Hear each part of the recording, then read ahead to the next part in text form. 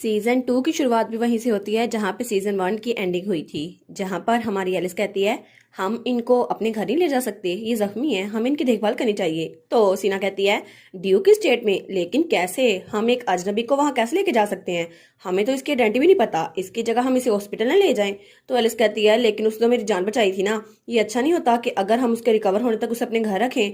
तो सीना कहती है आप ऐसा कह रही हैं मैडम, फिर तो हम मान सकते हैं। तो वो कहती है देखा, हाँ हाँ ऐसा ही करो। तो तब रूट कहता है लेकिन मैडम सबसे पहले आपको जाना चाहिए वहां पर, आपके वाउंड अभी भी ताज़ा हैं, तो मुझे लगता है आप कंडीशन को चेक करना चाहिए, उसके बाद इसके बारे में सोचेंगे। और मैं लोगों को यहाँ जमा करके मैं सबको क्लीन कर दूंगा, इसलिए डायरेक्टली आप वहीं पर जाइए और बाद में मैं इसे वहां ले आऊंगा। लेकिन हमारी एलिस कहती है अगर हमने इसको ऐसे छोड़ दिया तो ये तो बहुत ज़्यादा बुरा होगा ना, उसने मेरी जान बचाई थी और ये जख्मी है और मैंने इसको यहाँ पर छोड़ दिया। और वो सोचती है मुझे तो इसकी सीना से मुलाकात करवानी है, लेकिन अगर ये रास्ते में कॉन्शियस हो गया फिर, या थोड़ी देर बाद फिर क्या होगा। तो रूट कहता है मैडम मैं उसकी देखभाल करूंगा, प्लीज आप फिक्र ना करें। तो सीना कहती है जी जी प्लीज सिस्टर इन लॉ आप फिक्र ना करें, आपको थोड़ी देर पहले चक्कर आ रहे थे ना। तो हमारी सोचती है चक्कर, अरे हाँ वो तो मैंने झूठ बोला था, लेकिन अब सिचुएशन कितनी ऑकवर्ड हो रही है, अब मैं कुछ नहीं कह सकती। तब हमारी हीरोइन कहती है ठीक है मैं इस सारे मामले को तुम पे छोड़ती हूँ सर रूट, और प्लीज आप इसको ड्यूक स्टेट में आराम से ले आना सेफली, ठीक है। वो कहता है जी जी फिक्र ना करें मैडम मैं ऐसा ही करूंगा। और उसके बाद सीना और हमारी एलिस वहां से जा रहे थे। तो सीना कहती है मैं आपके साथ हूँ, तो प्लीज हम चले पहले घर चलते हैं। और उनके जाने के बाद रूट एक तरफ देखता है तो वहां पर हमारा ड्यूक चल के रहा था। वो कहता है योर ग्रेस, और ड्यूक वो अपना चोगा उतारता है। वो कहता है मुझे बताओ आखिर क्या हुआ। तो वो कहता है क्या आप उनके साथ नहीं थे, मुझे लगा मैडम के साथ होंगे। तो ड्यूक कहता है नहीं, एलिस ने अचानक ही बुक शॉप छोड़ दिया और फिर वो मेरी नजरों से गायब हो गई, मुझे नहीं पता उसने ऐसा क्यों किया। लेकिन तब वो वहां पर देखता है, वो कहता है तो ये, और वो उस ब्रोच को देखता है। वो कहता है ये ब्रोच, और वो सोचता है मुझे लगा था वो रैबिट की तरह है, लेकिन वो तो एक छोटी सी बीस्ट की तरह है, और उसने ये ब्रोच उस आदमी के हाथ में चुबाया था, है ना। और वो सोचता है मैं तो उसको बचाने के लिए आगे आने वाला था, लेकिन उससे पहले वो मिस्टीरियस आदमी आगे आ गया, वो जरा फास्ट था। लेकिन आखिर एलिस इस आदमी का पीछा क्यों कर रही थी, और ये ब्रोच ये भी इससे कनेक्टेड होगा, है ना। तब उसके पास बैठता है, वो सोचता है आखिर ये है कौन, इसके कपड़े तो बहुत जरा शैबी हैं, लेकिन इसके लुक्स और स्किन ये कॉमनर्स की नहीं है, ऐसा हो नहीं सकता कि ये कॉमनर हो। मुझे लगता है कि किसी नोबल फैमिली का बेटा होगा, लेकिन नोबल फैमिली में से किसका। और तभी उसको एलिस की बात याद आती है जो कहती है क्या आपको ये नहीं लगता कि एम्पर का एक और बेटा भी था। तो वो सोचता है क्या क्या ऐसा हो सकता है, क्या एलिस को पहले से पता था। तब रूट कहता है योर ग्रेस हम इन लुटेरों के साथ क्या करें, क्या हम इनको पहले जगाएं। तो ड्यूक कहता है नहीं इनको ऐसे ही पड़े रहने दो। तो वो कहता है क्या इनको ऐसे ही पड़े रहने देंगे, यानी कि हम इनको कोई सजा नहीं देने वाले। तो ड्यूक आगे बढ़ते हुए कहता है नहीं, जैसे ही हम इनको मार डालेंगे ये खुद ही उठ जाएंगे। तो तब अपनी तलवार निकालता है और बड़े गुस्से से उनकी तरफ देखता है। और फिर सीन चेंज होता है और हमें महल का सीन दिखाता है जहां पर थर्ड प्रिंस बेड पे लेटा हुआ था और उसकी मरहम पट्टी कर रहा था हमारा डॉक्टर। तो हमारी हीरोइन कहती है ये अभी तक होश भी नहीं आया, क्या इसकी हालत जरा बुरी है। तो डॉक्टर हेल्किन कहता है नहीं नहीं बस थोड़े से जख्म है, उसके अलावा कोई मेजर इशू नहीं है, ये जल्दी होश में आ जाएगा, लेकिन असल में ये तो सो रहा है। तो वो दोनों कहती हैं क्या सो रहा है इन हालात में। तो वो कहता है जी जी बिल्कुल कोई सीरियस इंजरी नहीं है, लेकिन इनकी बॉडी की कंडीशन वो अच्छी नहीं है, इसलिए मुझे लगता है इनको अच्छी खुराक नहीं मिलती, शायद इस वजह से ये सो नहीं पाते, और शायद इसीलिए जैसे ये दिखते हैं ना लेकिन ये है नहीं वैसे, ये बहुत ज्यादा कमजोर हैं। तो हमारी सोचती है वेल वो तो सबसे छुप के रह रहा था ना, इसलिए उसके खाने और डाइटिंग का ख्याल सीना रखती थी। जब उसको पता चला कि थर्ड प्रिंस वो खाने में ध्यान नहीं रख रहा तो उसने उसका ध्यान रखना शुरू किया और इस तरह उसकी हेल्थ इंप्रूव हुई थी। लेकिन वो सोचती है अब मैं ब्रोच के बारे में सोच रही हूँ, तो मैं तो उसको छुपाने वाली थी, लेकिन चलो खैर जब इसको होश आएगा ना मैं इसे अच्छे से ट्रीट करूंगी। वो कहती है ऑलराइट आपने अच्छा काम किया, अब आप जा सकते हैं। और उसके बाद वो कहता है जी जी मैं यहाँ से चलता हूँ, और दरवाजा बंद करके वहां चला गया था। तो तब सीना कहती है मैडम आखिर ये इंसान है कौन। तो हमारी कहती है क्या। तो वो कहती है ऐसा लगता है ये आदमी अपनी आइडेंटिटी छुपा रहा है। तो हमारी कहती है क्या, सीना इतनी मशकूक क्यों हो रही है उसके बारे में। तो वो कहती है जरा देखो सही, इसके कपड़े ये कॉमनर्स की तरह लगते हैं, लेकिन इसके फीचर्स और स्किन ये तो नोबेलिटी को शो कर रही हैं, और इसकी ये आंखें। लेकिन तभी उसके कपड़ों से एक खंजर नीचे गिरता है, तो तब वो उस खंजर को उठाने लगती है। वो कहती है ये तो, और उसके हाथ में उसका खंजर था जो कि बड़ा शानदार लग रहा था और जैसे किसी नोबल का हो। तो हमारी कहती है क्या, ये तो वही खंजर है ना जो ओरिजिनल स्टोरी में उसने देखा था। और तब वो हमें बताती है ओरिजिनल स्टोरी में सीना ने एक छोटा सा खंजर उठाया जो कि थर्ड प्रिंस के कपड़ों से गिर गया था, और तब जब उसने नोटिस किया तो वहां पर किसी का नाम लिखा हुआ था जिसको पढ़ना बहुत ज्यादा विजिबल था। उसका नाम था एल्विन पेंटियम, और जब उसने उसका नाम पढ़ा तब उसको पता चला कि वो थर्ड प्रिंस है, और तभी सीना उसका नाम पढ़ती है। तो हमारी कहती है क्या इसको पता चल गया। तो तब सीना थर्ड प्रिंस की तरफ देखती है और बहुत ज्यादा मशकूक हो गई थी, लेकिन थर्ड प्रिंस वो तो वहां लेटा हुआ था। तो तब एलिस कहती है सीना, तो वो कहती है जी जी मैडम, और खज्जर को अपने पीछे छुपा लेती है। तो हमारी कहती है मुझे लगता है मुझे थोड़ा रेस्ट करने की जरूरत है, क्या मैं तुम्हें यहाँ पर छोड़ के जा सकती हूँ, तुम इसकी देखभाल करना। वो कहती है जी जी बिल्कुल, आप फिक्र ना करें, आप बिना किसी टेंशन के जाएं और रेस्ट करें। तो हमारी उन कहती है ओके थैंक यू, तो मैं चलती हूँ। और उसके बाद वो कमरे से बाहर निकल आई थी और वो कहती है गुड जॉब, मैंने बड़ा अच्छा काम किया, मैं तो क्यूपिड का काम करके आ रही हूँ। अब वो दोनों मिलेंगे और उनकी लव स्टोरी शुरू हो जाएगी। लेकिन वो सोचती है सीना का रिएक्शन तो थोड़ा अजीब सा था, लेकिन वो एम्पेरियल प्रिंस है, आखिर क्या ही बुरा हो सकता है। तो तब वो गुनगुनाते हुए वहां से चल के आ रही थी। वो कहती है आज का दिन तो बड़ा अच्छा गुजरा। और तभी उसे आगे से ड्यूक आता हुआ दिखाई देता है। वो कहती है ड्यूक आप फाइनली यहाँ पर आ गए। और ड्यूक भी उसकी तरफ देखता है। वो कहता है एलिस, तो हमारी बहन कहती है मैंने बटलर से सुना था कि आप बाहर गए हैं, लेकिन आप कहाँ पर गए थे, मुझे आपको कुछ बताना था। वो कहता है मैं तुमसे मिलने आ रहा था। और वो थोड़ा सीरियस लग रहा था। तो हमारी बहन कहती है क्या मुझसे मिलने, लेकिन वजह क्या थी। तो तब वो कहता है मुझे पता चला कि बैक एली में क्या हुआ है, ऑफ कोर्स मुझे तुम्हारे बारे में फिक्र थी, तो मैं तुमसे पूछने आ गया, क्या मुझे फिक्र नहीं होनी चाहिए थी। तो वो कहती है नहीं नहीं मैं बिल्कुल ठीक हूँ। और वो सोचती है मैं तो असल में इसकी वाइफ हूँ भी नहीं, पता नहीं मेरे बारे में इतना ज्यादा फिक्रमंद क्यों था। तब ड्यूक अपना हाथ आगे बढ़ाता है और उसकी चोट पर हाथ रखता है। वो कहता है क्या दर्द हो रहा है। तो हमारी हीरोइन कहती है क्या। वो कहता है क्या ये पेनफुल है। तो हमारी हीरोइन कहती है नहीं नहीं ये इतनी भी सीरियस नहीं है, बस छोटी सी चोट है। और वो सोचती है ये कितना जरा क्लोज है मेरे। तो तब उसका हाथ पकड़ते हुए कहता है आखिर आपके पास जितनी मर्जी डिवाइन पावर हो आप अपने जख्मों को हील नहीं कर सकती, क्या ये बदकिस्मती नहीं है। तो फिर वो कहता है इसलिए प्लीज कभी भी दोबारा खुद को चोट ना पहुंचाइएगा, मुझे बहुत ज्यादा डर लगता है कि मैं आपको खो दूंगा। तो हमारी हीरोइन सोचती है क्या इसने मेरा हाथ पकड़ा हुआ है और इसको डर है कि ये मुझे खो देगा। तो तब वो ड्यूक की तरफ देखती है। वो सोचती है इम्पॉसिबल, ऐसा हो ही नहीं सकता। और वो तो बड़े प्यार से उसकी तरफ देख रही थी। लेकिन ड्यूक कहता है क्योंकि मुझे आपकी डिवाइन पावर की जरूरत है। तो वो कहती है क्या। और वो तो बड़ी एम्बेरस हो गई थी। वो सोचती है आखिर मैं किस बारे में सोच रही थी, मुझे ऐसा सोचना भी नहीं चाहिए था। तो तब ड्यूक कहता है आपने प्रॉमिस किया था 1 साल तक आप मुझे हील करती रहेंगी अगर मैं गलत नहीं हूँ। वो कहती है जी जी बिल्कुल मैं ऐसा ही करूंगी, और फिक्र ना करें मैं इतनी भी ज्यादा हर्ट नहीं हुई कि मेरी डिवाइन पावर चली जाए, आपको फिक्र करने की जरूरत नहीं है।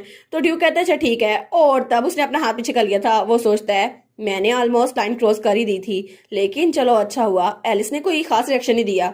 तब हमारी एलिस कहती है अरे हाँ ड्यूक मुझे आपको कुछ बताना था इससे पहले कि देर हो जाए। तो ड्यूक कहता है क्या, किस बारे में। तो वो कहती है आपने मुझसे पूछा था ना कि वहां एली में क्या हुआ था, तो मैं स्ट्रेट पॉइंट पर आती हूँ। मैं एक शख्स को घर पे लेके आई हूँ ताकि उसकी ट्रीटमेंट हो सके, लेकिन वो एक आउटसाइडर है ना, उसको मैं अपनी जिम्मेदारी पर लेकर आई हूँ, तो मुझे लगता है ये बुरा नहीं होगा, क्या आप इस बात की परमिशन दे देंगे। तो ड्यूक कहता है हाँ कोई बात नहीं, वो तुम्हारा गेस्ट है तो वो हमारा भी गेस्ट है, उसको यहाँ पे वेलकम किया जाएगा। और एलिस तुम तो इस डिराट फैमिली की लेडी हो ना, आफ्टर ऑल तुम्हारे गेस्ट हमारे गेस्ट हैं। तो फिर वो कहता है और इसके अलावा उसने तुम्हारी जान बचाई थी, मैं भी खुद उससे मिलना चाहूंगा ताकि उसे अपना ग्रेटिट्यूड पेश कर सकूं। वो कहती है क्या अभी। तो ड्यूक कहता है अच्छा अभी नहीं तो फिर कभी, क्या अभी कोई मसला है। वो सोचती है अगर वो वहां पर अभी गया, वहां पर तो सीना है। तो उससे कहती है नहीं नहीं वो अभी तक होश में नहीं है ना, तो मुझे लगता है जब वो होश में आएगा तब आप उससे मिलिएगा। तो ड्यूक कहता है अच्छा ऐसा है।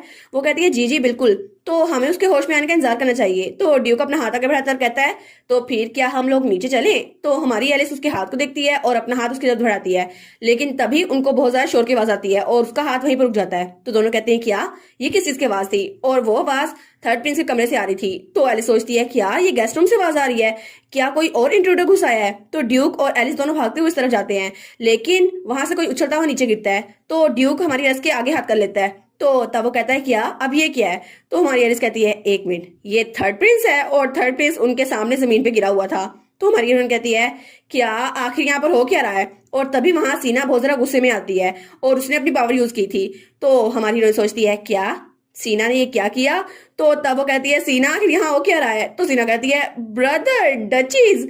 तो ड्यूक कहता है सीना इस सिचुएशन को एक्सप्लेन करो। तो वो कहती है वेल, लेकिन उसके कहने से पहले ही थर्ड प्रिंस कहता है इस यंग लेडी ने अचानक मुझे किक मारी और मैं यहाँ से दूर गिर गया, आखिर ऐसा कैसे कर सकती है। तो ड्यूक कहता है क्या। तो एलिस कहती है क्या। और वो सोचती है अभी इसने क्या कहा, किक मारी, लेकिन इनको तो लव एट फर्स्ट साइट होना था, आखिर ये फाइट एट फर्स्ट साइट कैसे हो गई।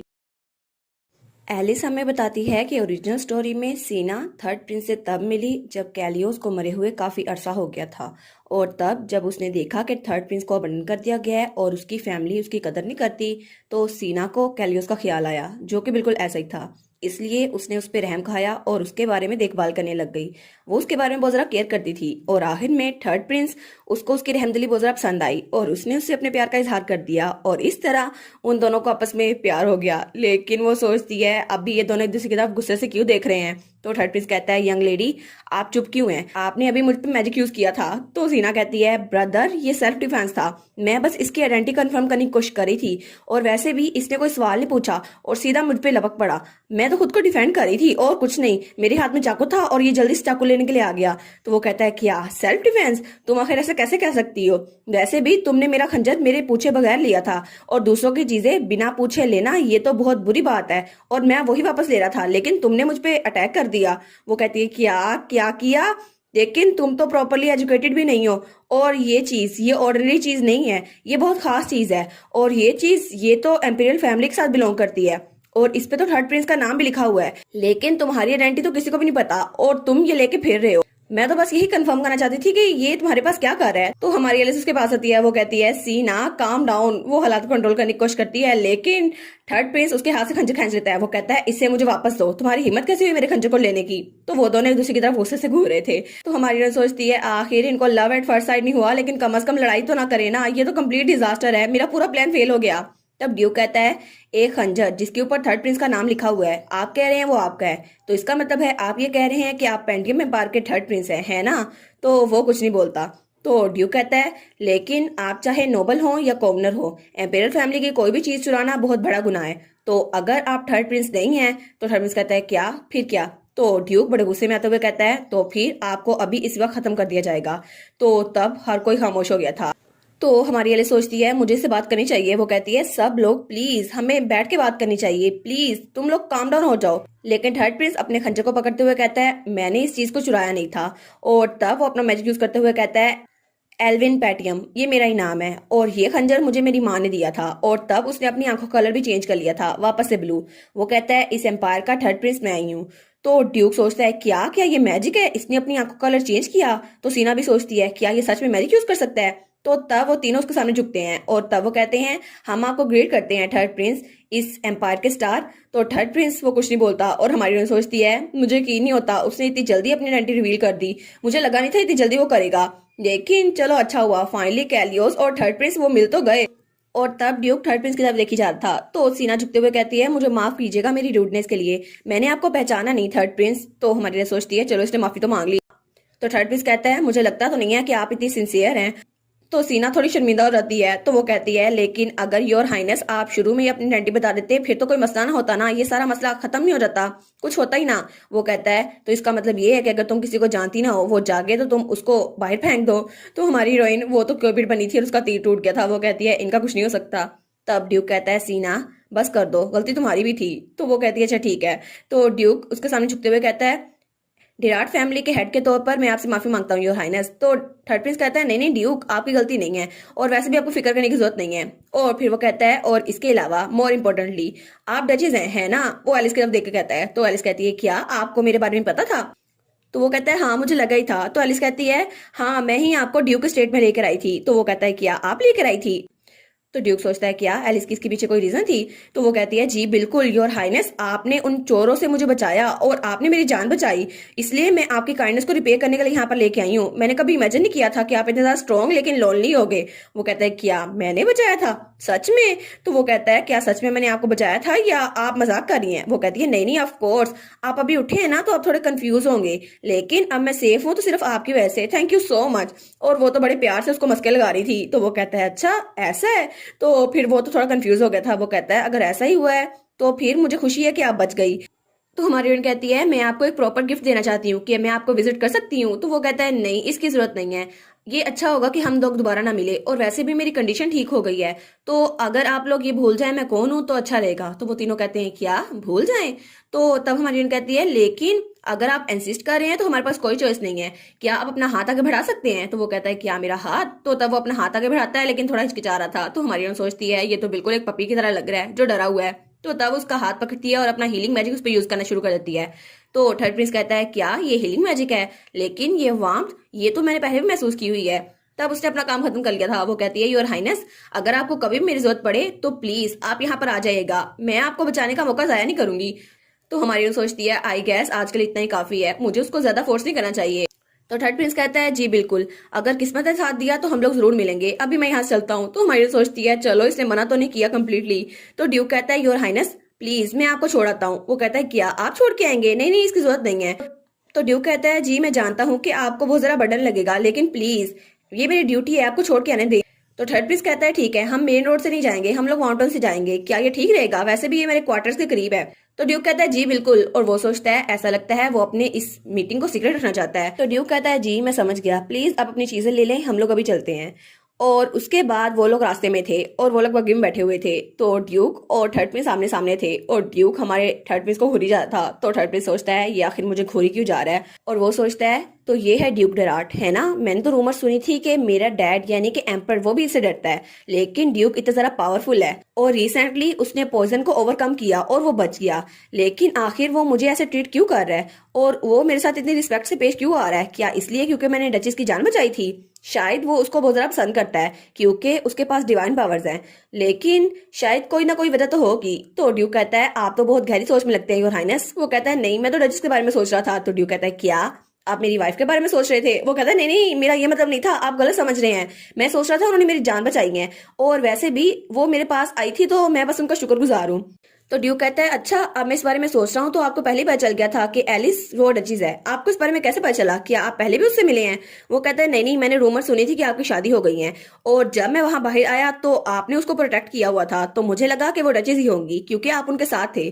तो ड्यूक कहता है अच्छा तो ये बात है। तो वो कहता है जी मैं बहुत ज्यादा थैंकफुल हूँ कि आपने मुझे इतनी काइंडनेस से ट्रीट किया और मुझे डिवाइन पावर मिली। तो वो कहता है नहीं नहीं इसकी जरूरत नहीं है। लेकिन तभी कोचवांग कुछ नजर आता है। वो कहता है क्या? तो थर्ड प्रिंस कहता है ये मेरा मैजिक है जिसकी वजह से मैं आई कलर चेंज कर पाता हूँ। लेकिन तभी उनकी बग्गी पर कोई धमाका होता है और उनकी बग्गी वो किस चीज से टकराती है। तो वो लोग कहते हैं क्या?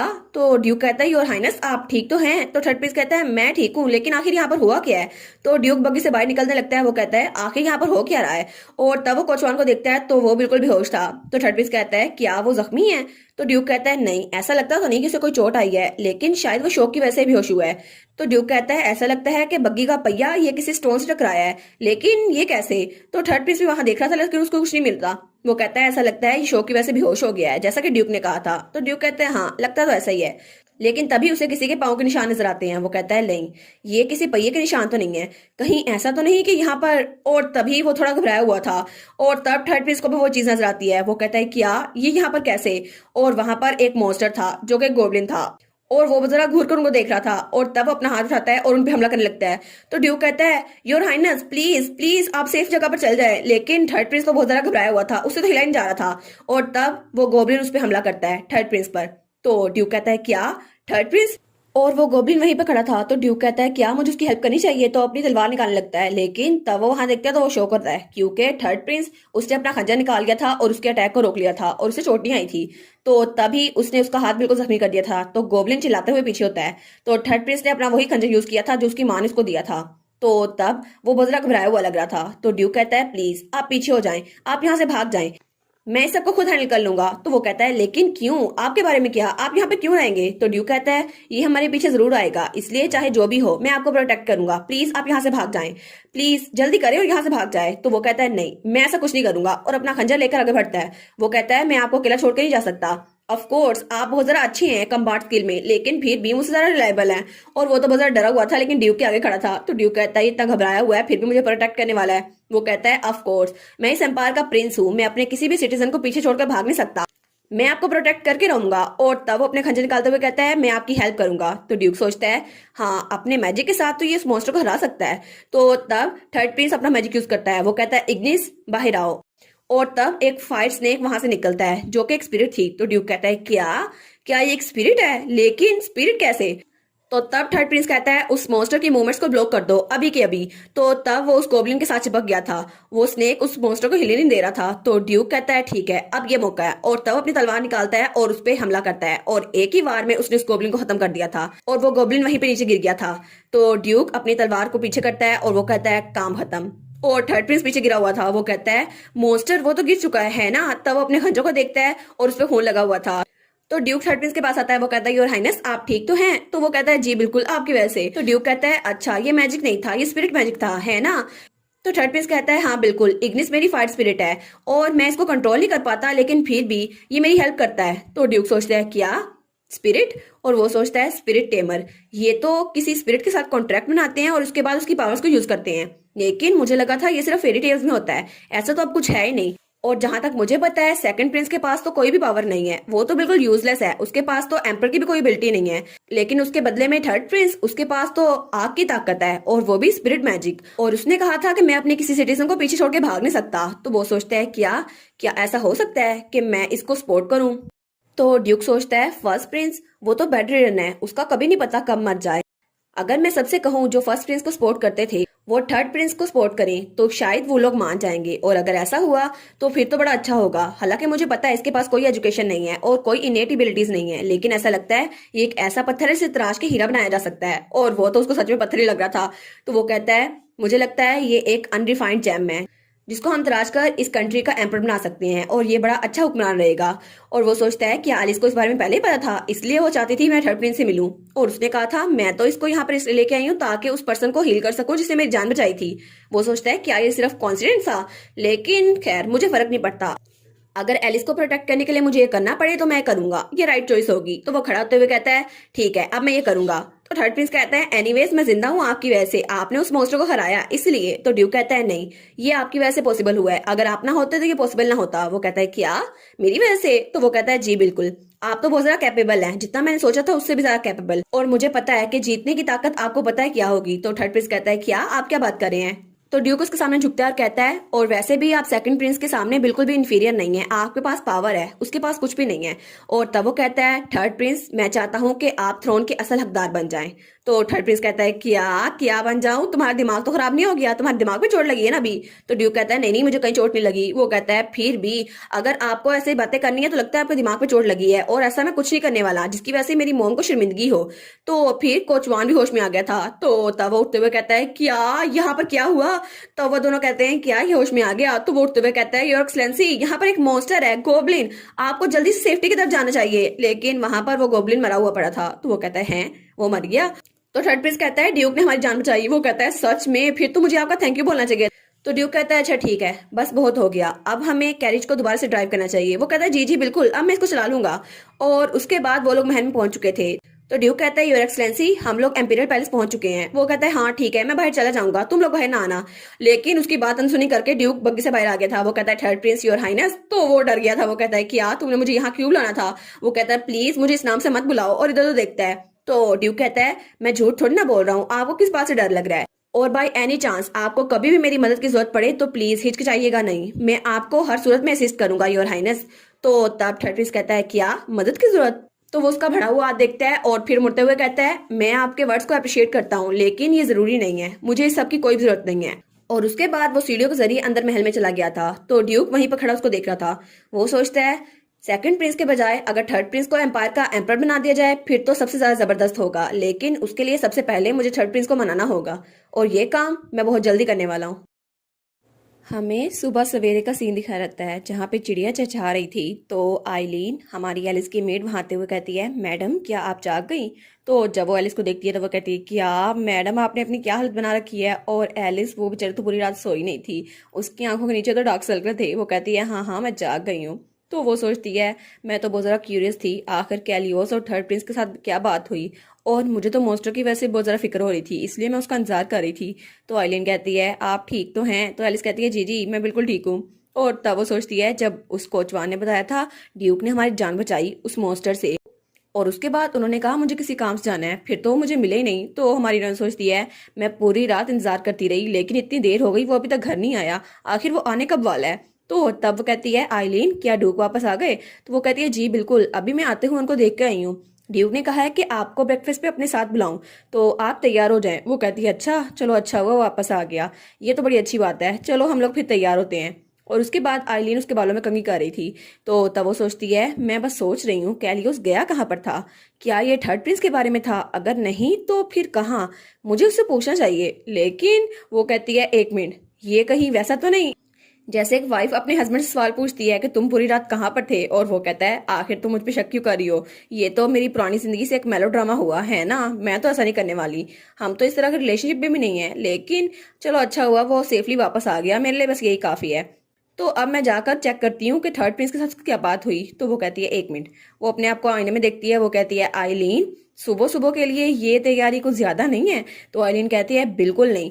आपको क्या लगता है आप ड्यूक के साथ नाश्ता करने वाली हैं, इतना ड्रेसअप तो होना चाहिए ना, आप उनकी वाइफ हैं। वो कहती है ये तो मुझसे भी ज्यादा एक्साइटेड लग रही है, चलो मैं ऐसे ही छोड़ देती हूँ इसको। और उसके बाद वो आइलिन के साथ नीचे आ गई थी नाश्ते के लिए, और वहां पर बहुत लंबा टेबल था जहां पर सीना और हमारा ड्यूक भी खड़ा था।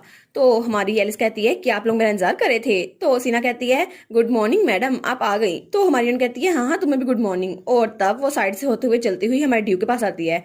तो ड्यूक कहता है क्या तुम्हें अच्छी नींद आई एलिस। तो एलिस उसके पास आती है और उसको देखी जा रही थी, और फिर कभी इधर से उसे देखती है कभी उधर से। वो कहती है तुम ठीक तो हो ना। तो ड्यूक कहता है क्या, अब तुम क्या देख रही हो। वो कहती है मैंने सुना था कल तुम्हारा सामना मॉन्स्टर से हुआ था, तुम हर्ट नहीं हो है ना। वो कहता है क्या आपको मेरी फिक्र हो रही थी। वो कहती है हाँ हाँ, और थर्ड प्रिंस के बारे में क्या, क्या वो भी सेफ है। तो ड्यूक स्माइल करते हुए कहता है इसका मतलब है आपको मेरे बारे में फिक्र हो रही थी है ना। और वो थोड़ा ब्लश भी करा था। तो हमारी हीरोइन कहती है नहीं मैं बस फिक्रमंद थी क्योंकि। तो वो कहता है अच्छा किस बारे में। तो वो उसके कान में कहती है मैंने डिसाइड किया था कि रिस्पॉन्सिबिलिटी लूंगी आपकी हेल्थ के बारे में, तो अगर आपको थोड़ी सी भी चोट लगी है तो मुझे बता दे, मैं आपको हील कर दूंगी। वो कहता है नहीं नहीं इतना भी बुरा नहीं है, वैसे भी सिचुएशन अच्छी से गुजर गई थी, आपको फिक्र करने की जरूरत नहीं है, और मुझे अच्छा लगा आप मेरे बारे में फिक्रमंद हो रही थी। तो हमारी हीरोइन तो बलश करने लग जाती है। वो कहती है जैसे आप मुझे सुबह सुबह तंग कर रहे हैं ना, ऐसा लगता है आप बिल्कुल ठीक है। वो कहता है नहीं नहीं मैं तो बिल्कुल सीरियस हूँ। तब सीना वहां पे गला खंगारती है और कहती है क्या मैं यहाँ चली जाऊं या फिर यहाँ बैठ जाऊं। तो ड्यूक कहता है ओ तुम बैठ जाओ इधर। तो सीना कहती है आप फिक्र ना करें मैडम, भाई बिल्कुल ठीक है, और जरा देखो सही बिल्कुल ठीक है। तो ड्यूक कहता है ऑफ कोर्स थर्ड प्रिंस भी वापस आराम से चला गया था, तुम्हें फिक्र करने की जरूरत नहीं है। वो कहती है चलो ये तो अच्छा हुआ। और फिर ड्यूक कहता है चलो बाकी की बातें हम लोग खाने के दरमियान करते हैं। और उसके बाद वो लोग वहां टेबल पर बैठ गए थे। तो तब हमारी हीरोइन सोचती है पता नहीं ये किस बारे में बात करने वाला है, इसने सीना को बुलाया मेरे साथ। तो तब वो ग्लास रखते हुए कहता है मैं तुम लोगों से थर्ड प्रिंस के बारे में कुछ डिस्कस करना चाहता हूँ। मैं अगर तुम लोग को सही बताऊं तो मैं चाहता हूँ थर्ड प्रिंस को क्राउन प्रिंस के लिए नॉमिनेट कर दूं। तो सीना कहती है क्या। तो हमारी हीरोइन तो बड़ी खुश हो जाती है। वो कहती है देखा कैलियस को पता चल गया कि थर्ड प्रिंस की ट्रू वर्थ क्या है। तो तब सीना कहती है ये तो बिल्कुल बकवास आइडिया है, ऐसा हो ही नहीं सकता, उसके पास तो कोई नॉलेज भी नहीं है। तो ड्यू कहता है क्या। तो हमारी हीरोइन कहती है आखिर अब इसको क्या मसला हो गया है, अब सीना को कैसे बताऊं कि वो स्पिरिट यूज कर सकता है। तो फिर सीना कहती है थर्ड प्रिंस वो तो क्राउन प्रिंस बनने के लिए बिल्कुल भी फिट नहीं बैठता, आपने कल देखा था ना वो कितना ज्यादा इमोशनल है, बिल्कुल किसी बच्चे की तरह, उसमें तो पेशेंस बिल्कुल है ही नहीं, और उसका बिहेवियर कितना ज्यादा रफ था। आखिर एक ऐसा इंसान हमारा क्राउन प्रिंस कैसे बन सकता है, आगे बढ़कर उसने एम्पर बनना है, ऐसा नहीं चल सकता। तो ड्यूक कहता है जहां तक मुझे लगता है वो इतना इमोशनल नहीं है जितनी तुम हो, और मुझे लगता है वो अपनी मदर की वजह से इतना इमोशनल हुआ था। और जहां तक रफ बिहेवियर की बात थी, तुम्हारा बिहेवियर कुछ ज्यादा रफ नहीं था, तुमने उसको किक मार के बाहर फेंका था। तो सीना कहती है वो असल में। तो ड्यूक कहता है बदतमीजी तुमने की थी सीना। तो वो कहती है वो तो मैंने सेल्फ डिफेंस में की थी ना।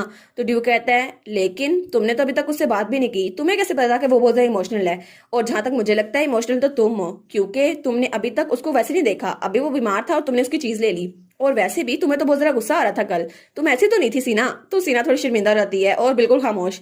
तो तब हमारी सोचती है वाह इसने तो उसे फोर्स भी नहीं किया, और इसने एडवाइस भी ऐसे की जैसे उसको समझा रहा हो, ये तो बड़ा अच्छा हुआ।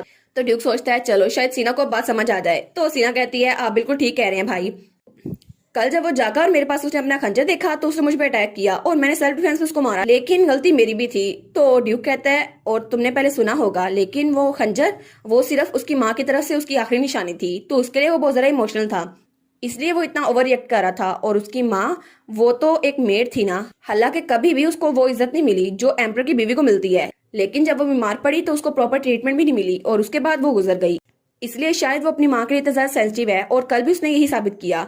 तो वो कहती है नहीं मुझे इस बारे में पता नहीं था, मुझे माफ कर दें। तो ड्यूक कहता है ऑफ कोर्स तुम्हें पता नहीं था, क्योंकि थर्ड प्रिंस उसके बारे में तो किसी को भी पता नहीं था। तो तब वो कहता है एलिस तुम्हें इस बारे में क्या लगता है। तो एलिस कहती है क्या मुझे मुझे क्या। तो ड्यूक कहता है तुम तो थर्ड प्रिंस से बहुत ज्यादा इंटरेस्टेड थी। तो हमारी यहाँ सोचती है कि इसको पता चल गया कि मैं जानबूझकर थर्ड प्रिंस को यहाँ पर लेके आई थी। तो ड्यूक कहता है तुमने मेंशन किया था ना कि थर्ड प्रिंस भी है, क्या तुमने नहीं कहा था। तो एलिस कहती है वो ये तो बहुत बुरा हुआ, मैं इसको क्या बताऊं। वो कहती है ऑफ कोर्स मैं आपके ओपिनियन के साथ एग्री करती हूँ, और मुझे भी लगता है कि उसके पास यूनिक डिग्निटी है जिसकी वजह से वो क्राउन प्रिंस बन सकता है। तो ड्यूक कहते हैं हाँ मुझे भी ऐसा ही लगता है, उसके पास बहुत ज्यादा डिग्निटी है, और वैसे भी थर्ड प्रिंस उसके पास एक स्पिरिट है, वो स्पिरिट यूजर है, और इसलिए वो सेकंड प्रिंस के सामने हार नहीं सकता। तो सीना कहती है 1 मिनट, थर्ड प्रिंस के पास स्पिरिट है, लेकिन कैसे? तो हमारी सोचती है देखा, सीना को भी पता चल गया, अब उसका इंटरेस्ट शो हो रहा है ना उसमें, अब तो मेरा क्यूपिड काम कर जाएगा। और फिर से अपना तीर संभाल लिया था उसने। तो ड्यूक कहता है हाँ कल मैं भी बहुत ज्यादा सरप्राइज था, लेकिन एलिस वो वहां खामोश बैठी थी क्योंकि उसको तो पहले ही पता था ना। तो ड्यूक सोचता है क्या एलिस बिल्कुल भी सरप्राइज नहीं है? क्या एलिस को पहले से पता था कि थर्ड प्रिंस के पास एक स्पिरिट है? लेकिन कैसे? आखिर एलिस को कैसे पता चला? हम में से किसी को भी नहीं पता था, ना ही किसी और को, तो एलिस को कैसे पता चला? तो सीना कहती है अच्छा तो उसके पास एक स्पिरिट है, शायद इसी वजह से वो अपनी आंखों का कलर भी चेंज कर सकता था, और मुझे लगा था ये मैजिक होगा। तो ड्यूक कहते हैं हाँ बिल्कुल तुमने सही कहा, कल मैंने खुद विटनेस किया था उसको अपनी स्पिरिट यूज करते हुए। तो सीना कहती है क्या? तो एलिस कहती है क्या आपने खुद देखा था? तो वो कहते हैं हाँ कल मॉन्स्टर को मैंने नहीं हराया था, सिर्फ मैंने नहीं, थर्ड प्रिंस से मेरी हेल्प की थी, और तब उसने उनको सब कुछ बता दिया था। तो ड्यूक कहता है उसकी वजह से मैं और कोचवान बच सके, और इसीलिए हम सही सलामत यहाँ पर वापस आ गए। तो एलिस सोचती है वाओ, ओरिजिनल स्टोरी में तो थर्ड प्रिंस ने अपनी एबिलिटीज बहुत बात शो की थी जब वो सीना से मिला था, लेकिन अब उसने कैलिस की हेल्प के लिए स्पिरिट को समन किया, ये तो बड़ा अच्छा हो गया। और पहले जब सीना को लग रहा था कि मेल लीड यानी कि थर्ड प्रिंस बहुत ज्यादा चाइल्डिश है, लेकिन अब उनका इरादा बदल गया है, लगता है उसके लिए उनकी सोच अच्छी हो गई है। तो तब ड्यूक कहता है और जब मैंने थर्ड प्रिंस से कहा कि मैं उनको क्राउन प्रिंस बनाना चाहता हूँ तो उन्होंने मना कर दिया, ऐसा लगता है कि वो इस बात के लिए बिल्कुल अड़े हुए हैं। तो हमारी एली सोचती है क्या उन्होंने तो अपनी आइडेंटिटी भी छुपाई हुई थी, ये आसान नहीं होगा? तो ड्यूक कहते हैं हाँ बिल्कुल, इसलिए मैं सबसे पहले प्लान कर रहा हूँ कि उनसे किसी बहाने से मिलूं और उनको इसके लिए मना सकूं, तो उसके लिए मुझे किसी की जरूरत होगी। तो सीना कहती है ब्रदर मैडम मैं खुद जाकर थर्ड प्रिंस से मिलूंगी। तो एलिस कहती है क्या तुम खुद मिलोगी? लेकिन तुम सच में वहां जा रही हो? और वो सोचती है कहीं दोबारा से जाकर इसको मारने तो नहीं वाली, इससे तुम लोग की कहानी और बुरी हो जाएगी। लेकिन वो कहती है मुझे माफ कर दीजिए, मुझे पता है मेरे बारे में बहुत ज्यादा फिक्रमंद है, लेकिन मैं दोबारा से वही मिस्टेक नहीं करूंगी, मैं उनसे जाके माफी मांगना चाहती हूँ। तो एलिस कहती है अच्छा फिर तो अच्छा हुआ, मैं भी तुम्हारे साथ चलूंगी, और वैसे भी मैंने अभी तक उनका शुक्रिया अदा नहीं किया। तो वो कहती है ठीक है ये तो अच्छा होगा। तो ड्यूक कहता है नहीं एलिस तुम नहीं जाओगी, तुम मेरे साथ जाओगी। तो एलिस कहती है क्या, लेकिन क्यों? तो ड्यूक स्माइल करते हुए कहता है प्लीज एलिस तुम मेरे साथ चलोगी, तुम प्लीज अपना थोड़ा सा टाइम मुझे दे देना। तो एलिस कहती है कि आपके साथ क्यों जाना है, मैं सीना के साथ क्यों नहीं जा सकती? और वो सोचती है अब मुझे ड्यूक के साथ ही क्यों जाना है, अब ये सीना के साथ जा तो रही थी मैं, पता नहीं अब इसको क्या मसला है। हमें हमारी सीना दिखा जाती है जो थर्ड प्रिंस से मिलने जाने के लिए तैयार थी। तो तभी वहां पर देखती है तो एलिस भी वहां पर आ गई थी। वो कहती है आप तो बहुत जल्दी रेडी हो गई। तो एलिस कहती है नहीं नहीं आइलीन ने सुबह मुझे बहुत अच्छे से तैयार कर दिया था, तो अब तैयार होने के लिए कुछ बचा ही नहीं है। तो सीना कहती है ब्रदर आपको भी जल्दी करनी चाहिए, मैं एक सर्वेंट को भेजती हूँ ताकि ब्रदर को बुला लें। वो कहती है नहीं नहीं मैं जल्दी तैयार हो गई, बस मैं थोड़ा इंतजार कर लूंगी। तो सीना कहती है अच्छा ठीक है तो चले पहले मैं जाती हूँ। तो हमारी एलिस कहती है हाँ हाँ ठीक है। और वो सोचती है जब ये ऐसे कह रही है तो मुझे ऐसा लगता है मैं ड्यूक के साथ डेट पर जा रही हूँ, लेकिन ऐसा कुछ भी नहीं है। तो तब हमारी एलिस कहती है ठीक है अब तुम जाओ आराम से जाना। वो कहती है ठीक है मैं चलती हूँ, आप भी ड्यूक के साथ आराम से जाना। और उसके बाद वो वहां चली गई थी। तो हमारी एलिस सोचती है फाइनली वो चली तो गई। और तभी पीछे से उसे आवाज आती है एलिस, और जब वो पीछे मुड़ के देखती है तो ड्यूक वहां पर खड़ा था और उसने अपना हेयर स्टाइल चेंज किया था। तो हमारी एलिस सोचती है वाह ड्यूक तो कितना ज्यादा हैंडसम लग रहा है। तो तब वो कहती है आखिर ये इतना हैंडसम कैसे लग सकता है? तो ड्यूक कहता है तुम तो बहुत ज्यादा खूबसूरत लग रही हो। वो कहती है क्या? तो ड्यूक कहता है मेरा मतलब था तुम्हारी हेयर पिन से, तुमने इसे चेंज किया है ना, ये तुम पे सूट कर रही है। वो कहती है ओ अच्छा। और वो सोचती है मैं तो कुछ और सोच रही थी, लेकिन चले खैर है। वो कहती है आप तो बहुत ज्यादा शार्प हैं, आपने नोटिस कर लिया कि मैंने अपनी हेयर पिन को चेंज किया है। तो तब उसके पास होते हुए कहता है क्योंकि मुझे तुम में बहुत ज्यादा इंटरेस्ट है एलिस। तो तब वो जल्दी से भाग कर कैरेज में बैठ जाती है। वो सोचती है मेरे दिल के लिए बहुत ज्यादा बुरा है, और वो तो बहुत ज्यादा शर्मा रही थी। तो ड्यूक कहता है एलिस अब तुम्हें क्या हुआ? तो तब वो लोग बग्गी में बैठ गए थे। तो एलिस कहती है लेकिन हम लोग जा कहाँ पर रहे हैं? तो ड्यूक कहता है हम लोग मैडम रोजवेल के सलोन जा रहे हैं। वो कहती है क्या मैडम रोजवेल का सलोन, वो कौन सी जगह है? वो कहता है तुम्हें नहीं पता, ये तो सबसे फेमस ड्रेस सलोन है कैपिटल का। वो कहती है मुझे माफ कीजिएगा मैं तो कंट्री साइड में रहती थी ना, इसलिए मुझे इस बारे में कुछ नहीं पता। और वो सोचती है ये तो बुक में था ही नहीं, मुझे कैसे पता होगा? तो ड्यूक सोचता है इसे सबके सीक्रेट्स पता है, लेकिन इसे ये फैक्ट नहीं पता जो सबको पता है, सैलून इतना ज्यादा मशहूर है। और तब वो लोग वहां पहुंच गए थे। तो हमारी सोचती है वाह ये जगह तो बहुत ज्यादा ग्लैमरस है। और फिर वो कहती है मैं तो कभी भी अकेले इस जगह पे आ ही नहीं सकती अगर ड्यूक मेरे साथ ना होता। तो ड्यूक घड़ी देखते हुए कहता है मुझे किसी और जगह पे भी जाना है, तो मुझे लगता है तुम्हें अपना ड्रेस चूज करना चाहिए, मैं थोड़ी देर में यहाँ आ जाता हूँ। और वैसे भी तुम अंदर जाओ मैं थोड़ी देर में आ जाऊंगा, तुम फिक्र ना करो। वो कहती है क्या मैं अकेली जाऊं? और वो सोचती है मैं तो बिल्कुल एक रैबिट की तरह लगूंगी, वहां पर तो जंगल के जानवरों की तरह मुझे देखेंगे, मैं तो बिल्कुल छोटी सी लगूंगी उनके सामने। हाई सोसाइटी के लोग वो तो मुझे छोड़ेंगे नहीं। तो ड्यूक कहता है मैं थोड़ी देर में वापस आ जाऊंगा, फिक्र ना करो, और वैसे भी मैंने पैगाम भेज दिया है तो तुम फिक्र ना करो, वो लोग तुम्हें अच्छे से ट्रीट करेंगे। वो कहती है नहीं नहीं ऐसा कुछ भी नहीं है। तो तो ड्यूक कहता है अच्छा, लेकिन मुझे थोड़ी फिक्र हो रही थी इसलिए मैंने अरेंजमेंट करवा दी। वो कहती है लेकिन आप जल्दी वापस आ जाइएगा। वो कहता है ठीक है। और उसके बाद हमारी हीरोइन सैलून के अंदर भर रही थी तो तब वो कहती है ऑल राइट चलो अंदर चलती हूँ। और उसके बाद वो अंदर आ गई थी और बड़ी लशपश करती हुई आई थी। तो सब लोग उसको देखते हैं और सब लोग उसको देख के बातें करने लग गए थे। तो वहां पर एक लड़की आती है, वो कहती है हम आम का इंतजार कर रहे थे डचीज जिरात। तो जो लोग उसे देख रहे थे वो कहते हैं ये तो वही लेडी है ना जो कि डचीज है, ये ऑफिशियल डचीज है ना। तो दूसरी कहती है हाँ मुझे लगता है ये वही है। तो जो लड़की उसके सामने खड़ी थी वो कहती है मेरा नाम रायली है मैडम, मैं ओरिजिनली आपको सपोर्ट करने के लिए आई हूँ, लेकिन मुझे माफ कीजिएगा एक और कस्टमर है उसकी वजह से मुझे वहां जाना होगा, प्लीज मुझे माफ कीजिएगा। तो हमारी लिस्ट कहती है नहीं नहीं कोई बात नहीं, तुम अपना आराम कर लो। वो कहती है थैंक यू समझने के लिए, अब मैं जाती हूँ, थोड़ी देर में वापस आ जाऊंगी। और उसके बाद वो लड़की उसको सेकंड फ्लोर पर ले आई थी। तो हमारी एलिस वहां बैठ गई थी। वो कहती है प्लीज आप यहाँ आराम से रेस्ट कीजिए, मैं अभी मैडम को बुला के लाती हूँ। तो हमारी लिस्ट कहती है ठीक है। तो तब उसे किसी की आवाज आती है। तो हमारी लिस्ट जब वहां पर देखती है तो वहां पर दो लड़कियां खड़ी हुई थी जो उसी को घूर के देखी जा रही थी। और उनमें से एक लड़की जिसके ब्लॉन्ड बाल थे वो तो कुछ ज्यादा ही घूर के उसको देख रही थी। तो हमारी लिस्ट सोचती है क्या क्या मैं इसे जानती हूँ, लेकिन ये मेरी तरफ घूर के क्यों देख रही है, आखिर इसका मसला क्या है। लेकिन तभी वो लड़की अपना मुंह दूसरी तरफ फेर लेती है। तो हमारी ये सोचती है क्या ये मेरी तरफ नहीं देख रही थी, लेकिन मैंने तो इसको पहचाना नहीं, चलो जो भी है। तभी वहां पर एक और लड़की आती है। वो कहती है क्या आप डेराट की डचीज हैं। वो कहती है जी मैं ही हूँ। तो वो लड़की बड़ी खुश होते हुए कहती है आपसे मिलकर बहुत ज्यादा खुशी हुई, मैं इस सैलून की रोजवेल मैडम हूँ और जब मुझे पता चला आप यहाँ पर आ रही है तो मैं बहुत ज्यादा खुश हो गई। तो हमारी ये सोचती है मुझे भी तुमसे मिलकर बड़ी खुशी हुई। और वो सोचती है इसका स्टाइल तो कितना ज्यादा रिलैक्सिंग है, जितना मैंने इमेजिन किया था उससे भी ज्यादा। तो मैडम रोजवेल कहती है आपके हस्बैंड स्पेशली कह गए थे कि आपको अटेंशन दूं। वो कहती है अच्छा ऐसा है। तो तब वो कहती है मैं ये सैलून 30 सालों से चला रही हूँ, अगर आपकी कोई भी रिक्वेस्ट हो तो प्लीज आप मुझे बताइएगा, हम जरूर उसको पूरा करेंगे। तो हमारी सोचती है वाओ ये जो ड्रेस इसने पहना है ये कॉर्सेट के बगैर है ना। तो तब वो कहती है आप अपने ड्रेस की तरह मुझे कोई ड्रेस दिखा सकती हैं। वो कहती है वाओ आपको मेरा ड्रेस पसंद आया है ना, लगता है आपको ये स्टाइल बहुत पसंद आया। तो हमारी उन कहती है बस ये कोर्सेट के बगैर है ना कुछ जरा कंफर्टेबल लग रहा था इसलिए मैं चाहती हूँ ये ट्राई करूँ। वो कहती है अच्छा फिर तो बड़ा अच्छा हुआ, मैं आपके लिए कोई ऐसा ड्रेस डिजाइन करूंगी जिसमें कोर्सेट ना हो, और मैं अभी डिजाइन बुक लेकर आती हूँ। और तब वो वहां चली गई थी। तो तब उसे किसी की आवाज आती है एक ड्रेस जिसमें कोर्सेट ना हो कितना अनडिग्निफाइड है। तो हमारी लिस्ट कहती है क्या ये मेरे बारे में बात कर रही है, लेकिन आखिर इनकी हिम्मत कैसे हुई। और तब वही लड़की चाय पीते हुए उसके बारे में बात कर रही थी। तो हमारी लिस्ट सोचती है आखिर इसको मसला क्या है, सेकंड फ्लोर पर सिर्फ हम लोग ही बैठे हैं, ये मेरे बारे में बात कर रही है और ऐसे कर रही है जैसे इसको फर्क नहीं पड़ता, और ये मेरे बारे में बात ही नहीं कर रही। पता नहीं अब मैं इससे कोई बात करूं तो न्यूज़पेपर में छप जाएगा मैंने बदतमीजी की है, हालांकि मैं चाहती नहीं हूँ। और वैसे भी मैं तो हाउस डेराट से हूँ तो मुझे कम से कम खामोशी से रहना चाहिए ताकि मेरी फैमिली के नाम को हार्म ना पहुंचे। तो तभी मैडम रोजवेल वहां पे आती है। वो कहती है मैडम आई एम सॉरी क्या आपने जरा इंतजार किया। वो कहती है नहीं नहीं। तो हाँ वो कहती है मैं डिजाइन बुक ले आई हूँ, आपको जो पसंद आए आप इसमें से देख लें। तो हमारी एलिस कहती है ठीक है। और तब वो डिजाइन को देखती है। वो कहती है ये डिजाइन आजकल के ट्रेंड में है, प्लीज आप इसको देखिएगा, ये बहुत ज्यादा मेच्योर चार्म रखते हैं। और तब उसको कुछ और डिजाइन दिखाती है।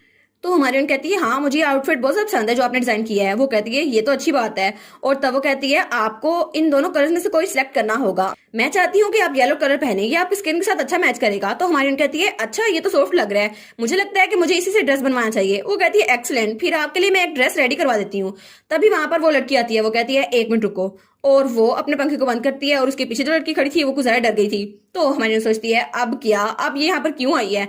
तो वो कहती है इस फैब्रिक से मेरा ड्रेस बनने वाला था, क्या मैंने ये नहीं कहा था।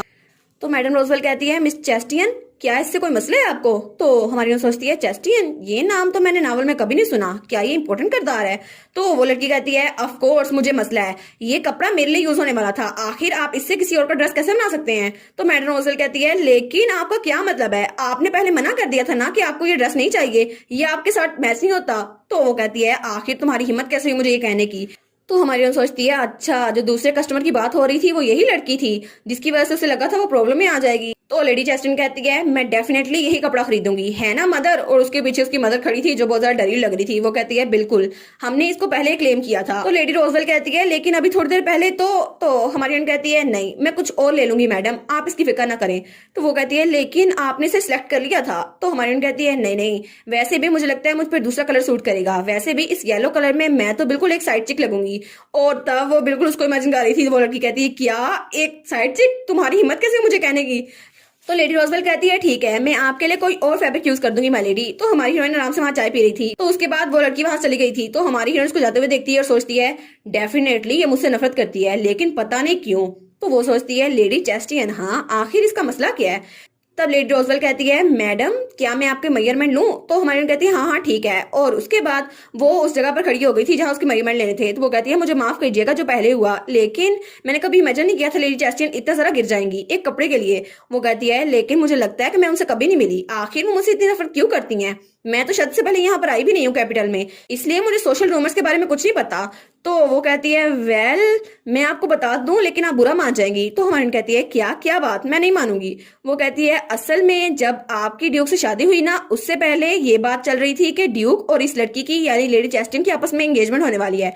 तो हमारी कहती है क्या एंगेजमेंट? वो कहती है जी बिल्कुल, रूमर्स के मुताबिक लेडी चेस्टियन इनको वन साइडेड लव करती थी इसलिए वो ड्यूक के पास पास रहती थी। तो हमारी सोचती है अच्छा इसीलिए वो ड्यूकल फैमिली के इतने सारा करीब थी, इसलिए तो वो इतना जेलस लग रही थी। तो तब वो अपने आप को शीशे में देखकर सोचती है अगर वो दोनों ड्यूकल फैमिली से हैं फिर तो वो लोग बड़े अच्छे कपल बनते, लेकिन मैं तो कंट्री साइड से हूँ ना, मैं तो ड्यू के साथ बिल्कुल नहीं जचती। और वो लड़की ड्यू के साथ कितनी ज्यादा अच्छी लगती, वो दोनों तो हैं भी गुड लुकिंग। तो तब वो अपनी उंगलियां मरोड़ते हुए कहती है और कभी कभी मुझे लगता है कि मैं ड्यू के साथ रहकर उनको बहुत ज्यादा बदर कर रही हूँ, हालांकि मुझे ऐसा नहीं करना चाहिए। तो लेडी रोजवेल कहती है वेल ऑफ कोर्स ये 3 साल पहले की बात थी और ये कभी चली नहीं, आपको फिक्र करने की जरूरत नहीं है, वैसे भी ड्यूक ने उनको रिजेक्ट कर दिया था। तो हमारी कहती है अच्छा ऐसा है, और वो तो थोड़ी खुश हो गई थी। तो रोजवेल कहती है जी जी बिल्कुल, और वो सोचती है चलो कम अज कम ये खुश तो हुई। तो हमारी हीरोइन शर्माते हुए कहती है अच्छा फिर तो अच्छी बात है। और उसके बाद उन्होंने अपना काम खत्म कर लिया था। तो तब वहां पर कोई कहता है तो आप पहुंच गए यहाँ पर ड्यूक। तो हमारी कहती है क्या मैं इस बार में खुश क्यों हो रही हूँ, ये तो बहुत ज्यादा रिडिकुलस है, क्या ड्यूक यहाँ पर पहुंच गया? तो तब लेडी रोजवेल कहती है मैडम ड्यूक डेराड यहाँ पर आ गए हैं। वो कहती है सच में ड्यूक यहाँ पर पहुंच गए? और जब वहां पर देखती है तो ड्यूक लेडी चेस्टियन से बात कर रहा था। तो हमारी उसको देखकर सोचती है क्या ये उससे बात कर रहा है? और लेडी चेस्टियन तो बहुत स्माइल करके ड्यूक से बात कर रही थी, लेकिन ड्यूक वो तो सीरियस फेस के साथ वहां खड़ा था। तो हमारी सोचती है ये लोग तो इकट्ठे भी बहुत ज्यादा अच्छे लग रहे हैं, आखिर मैं इस बात को कैसे मना करूं? और वो सोचती है आर यू श्योर कि इन दोनों के दरमियान कभी भी कुछ नहीं था, ये लोग तो बहुत ज्यादा फ्रेंडली लग रहे हैं, जितना मैंने सोचा था उससे भी ज्यादा। और फिर वो कहती है लेकिन एक मिनट, मुझे इतनी जरा फिक्र क्यों हो रही है, कहीं मैं ड्यूक और लेडी चेस्टियन से जेलस तो नहीं हो रही? नहीं नहीं नहीं ऐसा नहीं हो सकता। एलिस सोचती है ये तो बिल्कुल रिडिकुलस है, आखिर वो उस लड़की के साथ जितना मर्जी है सच के बात कर रहा हो, इससे मुझे क्या फर्क पड़ेगा, वो चाहे जो मर्जी करे, मैं कौन सा उसकी असली बीवी हूँ। लेकिन तभी ड्यूक उसकी तरफ देखता है तो वो कहती है क्या अब ये मेरी तरफ देख रहा है? तो ड्यूक स्माइल करते हुए कहता है लेडी तो आप यहाँ पर थी। तो हमारी हीरोइन वो तो ब्लश करने लग जाती है, वो सोचती है अब मैं इतनी नर्वस क्यों हो रही हूँ जब वो इधर आ रहा है। तो ड्यूक उसके पास आकर कहता है आई होप आपने अपने क्लॉथ्स फ्रीली चूज किए हों। वो कहती है हाँ हाँ बिल्कुल। और वो सोचती है क्या मैंने कभी भी कोई हैंडसम लड़का नहीं देखा जो मैं इतना नर्वस हो रही हूँ? तो वो कहती है हाँ मैंने चूज कर तो लिए। और पीछे से वो लड़की वो ड्यूक को ही देखी जा रही थी। तो तब हमारी हीरोइन सोचती है क्या मुझे इसे सजाना चाहिए, हाँ बड़ा मजा आएगा। तो वो हाथ आगे बढ़ाते हुए कहती है थैंक टू यू, मैंने अपनी चॉइस बना ली, अब मुझे पता चल गया मुझे कैसे कपड़े चाहिए। और तब वो अपना हाथ उसकी तरफ बढ़ाती है तो ड्यूक उसके हाथ को देखता है। तो वो सोचती है हाँ हाँ मेरा हाथ पकड़ो, मुझे यहाँ से लेकर जाओ, उसको जेलस करना है मुझे। तो ड्यूक तब उसका हाथ पकड़ता है और कहता है प्लीज नीचे आते हुए आराम से आइएगा माई लेडी। और तब उसने एलिस का हाथ पकड़ लिया था। तो तब लेडी रोजवेल और वो लड़की तो ब्लश करने लग जाते हैं, लेकिन वो लड़की तो कुछ ज्यादा शर्मिंदा हो गई थी। तो उसकी मॉम उसको वहां से ले जाती है और हमारी हीरोइन उसको जाते हुए देख रही थी। तो ड्यूक कहता है ऐसा लगता है जब मैं यहाँ से गया था तो कुछ हुआ था। तो हमारी हीरोइन कहती है हाँ हाँ आपकी वजह से। तो वो कहता है क्या मेरी वजह से? तब वो कहती है क्या कुछ मैयर करने के लिए रह गया मैडम रोजवेल? वो कहती है नहीं नहीं सब कुछ हो गया है और सब कुछ खत्म करके मैं आपके घर भिजवा दूंगी, इसलिए आप टेंशन ना लें। और तब उसको कोई चीज देते हुए कहती है मैडम क्या आप इसे एक्सेप्ट करेंगी? तो एलिस कहती है क्या ये क्या है? वो कहती है ये सलोन की तरफ से आपके लिए एक फैन है, इसको हमने खुद बनाया है, प्लीज इसे एक गिफ्ट की तरह एक्सेप्ट करें। तो हमारी हीरोइन इसको देखती है, वो कहती है वाओ ये तो बहुत ज्यादा खूबसूरत है, थैंक यू सो मच। तो वो कहती है बाय द वे आप दोनों तो एक दूसरे को बहुत ज्यादा सूट करते हैं, मैंने रूमर सुनी थी कि आपकी शादी आपकी मर्जी के बगैर करवाई गई है, लेकिन ऐसा लगता है वो सारी की सारी झूठी खबरें थी। तो ड्यूक कहता है हाँ लोग बड़ी जल्दी बातें बनाते हैं, लेकिन अब आप एलिस से खुद मिल चुकी हैं तो मैं चाहता हूँ कि पूरे एम्पायर में इस बारे में बात हो कि एलिस कितनी ज्यादा अच्छी है। तो हमारी हीरोइन सोचती है इसको मेरी रेपुटेशन कितनी ज्यादा फिक्र है। तो रोजवेल कहती है ऑफ कोर्स मुझे लेडी की जनरोसिटी बहुत ज्यादा पसंद आई, उन्होंने मेरी हेल्प की थी, तो फिर डचेस की रेपुटेशन मुझ पे छोड़ दे, मैं इसको संभाल लूंगी। तो हमारी हीरोइन कहती है अच्छा ठीक है, तो मैं आपके वर्ड्स पे बिलीव करती हूँ मैडम। और उसके बाद वो ड्यूक के हाथ में हाथ डालकर वहां से चली गई थी और फिर वो लोग बाहर आ गए थे। तो हमारी हीरोइन बग्गी को देखती है तो वो कहती है ड्यूक, तो ड्यूक कहता है जी। और उसके बाद वो बग्गी में बैठ गए थे। वो कहती है क्या आप 1 मिनट के लिए अपना हाथ मुझे दिखा सकते हैं? वो कहता है क्या मेरा हाथ, लेकिन वो क्यों चाहिए, लेकिन वो अपना हाथ आगे बढ़ाता है। तो हमारी एलिस उसका हाथ पकड़ती है और अपना हीलिंग मैजिक यूज करती है।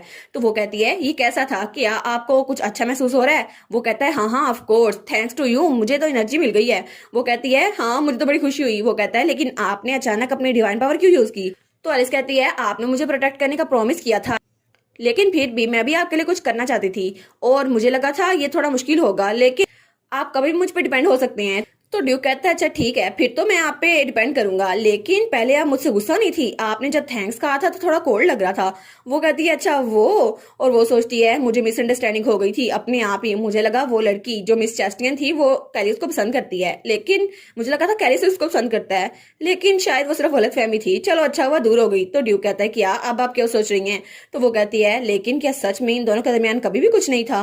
क्या मुझे इससे पूछना चाहिए? तो ड्यूक कहता है अगर आपको मुझसे कुछ पूछना है तो प्लीज पूछ लें, मैं आपके किसी भी सवाल का जवाब देने के लिए तैयार हूँ माय लेडी। तो हमारी एलिस कहती है नहीं नहीं ऐसा कुछ भी नहीं है, मैं बस सोच रही थी कि आपका लेडी चेस्टिंग के साथ किस तरह का रिलेशनशिप था। वो कहता है क्या आखिर मेरा उस लेडी के साथ क्या रिलेशनशिप होगा? तो हमारी एलिस सोचती है ये मुझसे क्यों पूछ रहा है, इसको खुद बताना चाहिए। तो वो कहती है मैडम ने मेंशन किया था कि आपकी कुछ सालों पहले मंगनी की बात हो रही थी, क्या ये सच नहीं है? वो कहता है हाँ ऐसा हुआ था, लेकिन पता नहीं कब। तो एलिस सोचती है इसको इस बारे में भूल गया, उसकी एंगेजमेंट की बात थी। तो ड्यूक कहता है अच्छा तो इस वजह से आप इस तरह मेरे साथ बर्ताव कर रही थी, आप उसको जेलस करना चाहती थी है ना, इसलिए आप मेरे पास आई थी। तो हमारी हीरोइन कहती है हाँ वो बिना किसी वजह से मेरे तरफ हॉस्टाइल थी, तो मुझे लगा था पावर स्ट्रगल का मसला है, इसलिए मैंने आपसे ये करने को कहा। तो ड्यूक कहता है वो मेरे पास बात करने के लिए आई और मैंने बस उनकी बात सुनी, और मुझे माफ कर दे, मैंने बिना किसी वजह के आपको मसले में डाल दिया, आपको परेशान कर दिया, वैसे भी मेरी जिंदगी में आपके अलावा कोई लड़की नहीं है। वो कहती है क्या? नहीं नहीं मैं फिक्रमंद नहीं थी, बस मैं थोड़ा क्यूरियस थी और आपसे पूछ लिया। वो कहता है ऑफ कोर्स मुझे पता है। और फिर वो कहती है लेकिन मुझे कोई फर्क नहीं पड़ता आप अगर किसी और से मिले। तो ड्यूक कहता है ये तो बड़ा मसला होगा, क्योंकि अगर आप किसी और से मिले तब मुझे तो बहुत ज्यादा बुरा लगेगा। वो कहती है अच्छा ठीक है फिर मैं नहीं मिलूंगी। और तब ड्यूक कहता है एलिस एक और चीज है जो मुझे तुम्हें देनी है। वो कहती है क्या, अब क्या चीज है? तो तब वो रिंग बॉक्स निकालता है और उसमें 2 रिंग्स थी। तो वो कहता है ये मैं आपके लिए लेके आया हूँ। तो एलिस कहती है क्या, मैंने इतना बड़ा डायमंड कभी नहीं देखा, क्या ये रिंग डायमंड से बनी है? वो कहता है हाँ हाँ ये डायमंड से बनी है, चले अच्छा हुआ आपको ये पसंद आया, और ये रिंग कोई ऑर्डिनरी रिंग नहीं है, जब भी आप पे खतरा आएगा तो आपके इर्द गिर्द ये शील्ड बना देगी आपको सेव करने के लिए, और अगर आप अपने ब्लड का एक ड्रॉप इस पे डालेंगे तो मैं जहां कहीं भी हूँ आपके पास टेलीपोर्ट करके आ सकता हूँ आपकी हिफाजत करने के लिए, तो प्लीज आप इसको एक्सेप्ट कर ले, ये आपके लिए एक सेफ्टी डिवाइस भी है। वो कहती है वाह ये तो एक मैजिकल रिंग हुई ना। वो कहता है हाँ कल भी मैं इस वजह से लेट हुआ था क्योंकि मैं इसको ऑर्डर करने के लिए गया था। तो हमारी सोचती है अच्छा तभी मैं सोच रही थी वो कहाँ गया, लेकिन अब मुझे उसके लिए थोड़ा बुरा लग रहा है, उसने कल मॉन्स्टर का सामना किया फिर भी मेरे रिंग लेने के लिए चला गया। तो तब वो हाथ आगे बढ़ाते हुए कहता है क्या मुझे आपका हाथ मिल सकता है? तो तब उसको अपना हाथ पकड़ाती है और वो उस पर रिंग डालने लगता है और बड़े प्यार से उसके हाथ में रिंग डालता है, और हमारी एलिस उस रिंग को देखती है, वो सोचती है वाह ये तो बिल्कुल एक वेडिंग रिंग लग रही है। तो ड्यूक कहता है ये देखने में तो सिर्फ ऑर्डिनरी वेडिंग रिंग लगेगी, लेकिन आपको इसे रेगुलरली पहनना होगा ताकि अगर आपको कोई भी खतरा हो तो मुझे पता चल जाए। तो एलिस को देखती है, वो कहती है ऑफ कोर्स मैं ऐसे करूंगी।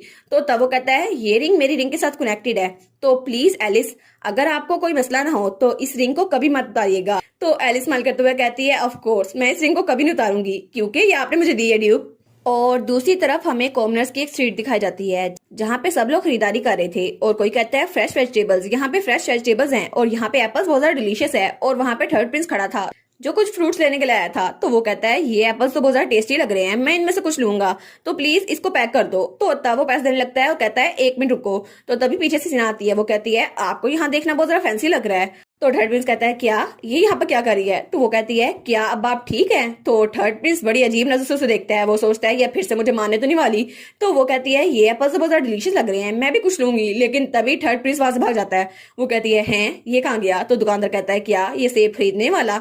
तो सीना कहती है मैं, लेकिन तभी वो कुछ कहने लगती है, वो सोचती है मैं इसको योर हाइनेस तो नहीं कह सकती, किसी को इसकी आइडेंटिटी के बारे में नहीं पता। तो तब वो कहती है एक्सक्यूज मी प्लीज आप इसे पैक कर दे, और थर्ड प्रिंस वहां से भाग गया था। तभी वो उसका पीछा करती है और थर्ड प्रिंस एक जगह पर रुकता है। वो कहता है आखिर क्यों, तुम मेरा पीछा क्यों कर रही हो? क्या कल मुझे मारना काफी नहीं था जो दोबारा तुम मुझे मारने के लिए आ गई हो? वो कहती है ऑफ कोर्स नहीं, मैं आपको मारने के लिए नहीं आई।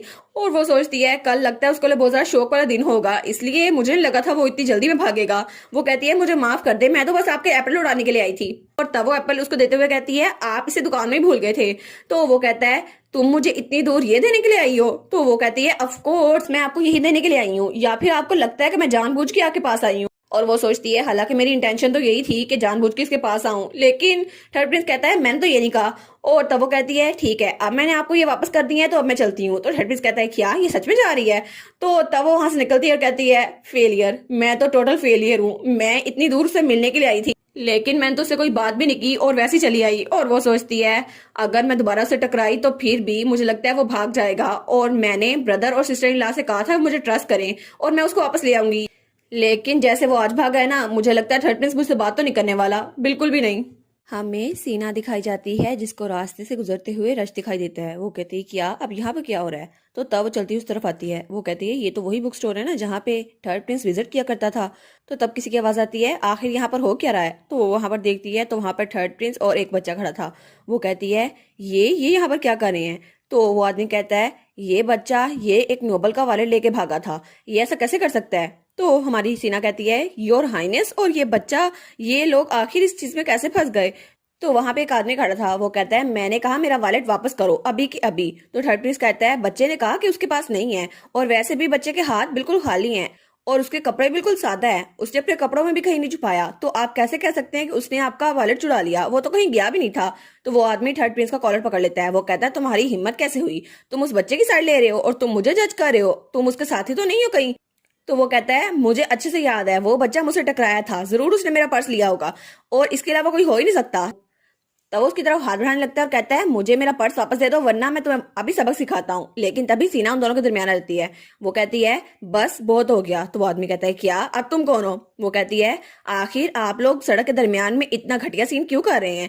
इस बच्चे ने आपको क्या बिगाड़ा है? आप इसके पीछे क्यों पड़े हुए हैं? तो वो कहता है क्या तुम एक नोबल हो और इस बच्चे की साइड ले रही हो, और तुम होती कौन है इंटरफेयर करने वाली? वो कहती है मैं इस बच्चे को जानती हूँ और ये आदमी जो यहाँ पर है ये भी मेरा दोस्त है। और वो थर्ड प्रिंस के सामने खड़ी हो गई थी। और वो कहती है ये लोग ऐसे बिल्कुल भी नहीं है जो किसी का वॉलेट चुराएं, और चोरी तो बिल्कुल नहीं करते। तो बहुत में हंसते हुए कहता है तुम मुझे हंसाओ मत, अब एक नोबल और एक कॉमनर दोस्त हो सकते हैं? बिल्कुल नहीं।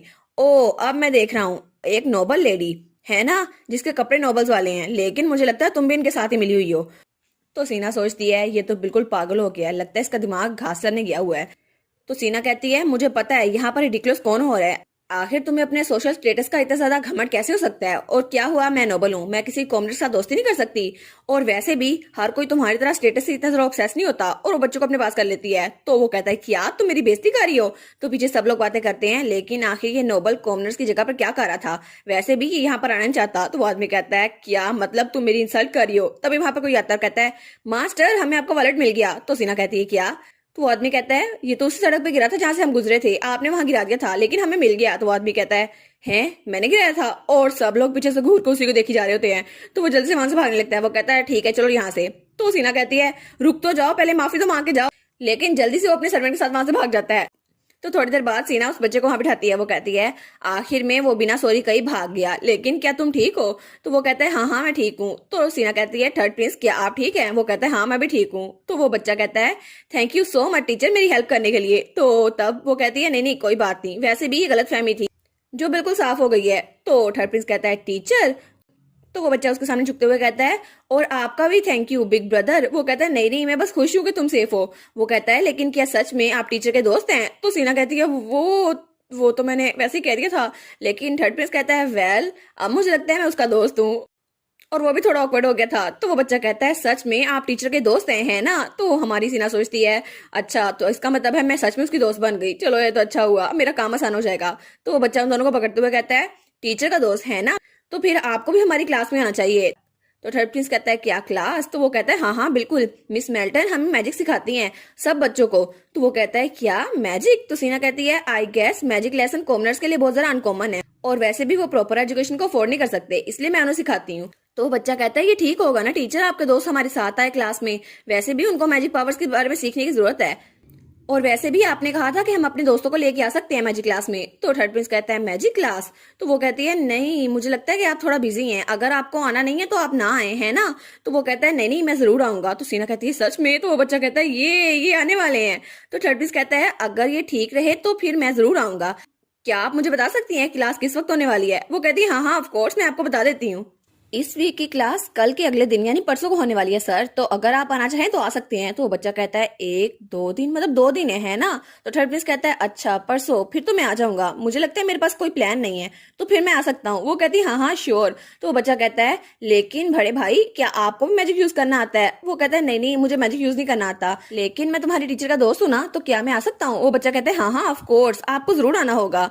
और उसके बाद वो बच्चा वहां से भाग गया था। तो वो दोनों उसको बाय करते हैं। और उसके बाद थर्ड प्रिंस कहता है कॉमनर्स को सर्व करने की सोच आपकी बहुत ज्यादा अच्छी है। तो वो कहती है ओ वो जब मैं छोटी थी ना तो मैं कॉमनर्स के साथ खेला करती थी, लेकिन उनके पास जो स्किल्स थी वो मेरी स्किल्स से भी ज्यादा अच्छी थी, और उनके साथ खेलते खेलते मैंने उनको सिखाया भी था, लेकिन वो लोग इसको अफोर्ड नहीं कर सकते थे। तो मैंने इस बारे में सोचना शुरू किया और मैंने चाहा कि उनकी हेल्प करूं। इसलिए शुरू में तो सिर्फ थोड़े से बच्चे थे, लेकिन फिर आहिस्ता आहिस्ता थोड़े बच्चे बढ़ते गए और अब ये प्रॉपर क्लास बन गई है। और वो कहती है लेकिन फिर भी ये एक्चुअल क्लास थोड़ी है, मैं थोड़ी ना उनको सिखा रही हूँ, मैं तो बस उनके साथ खेलती हूँ।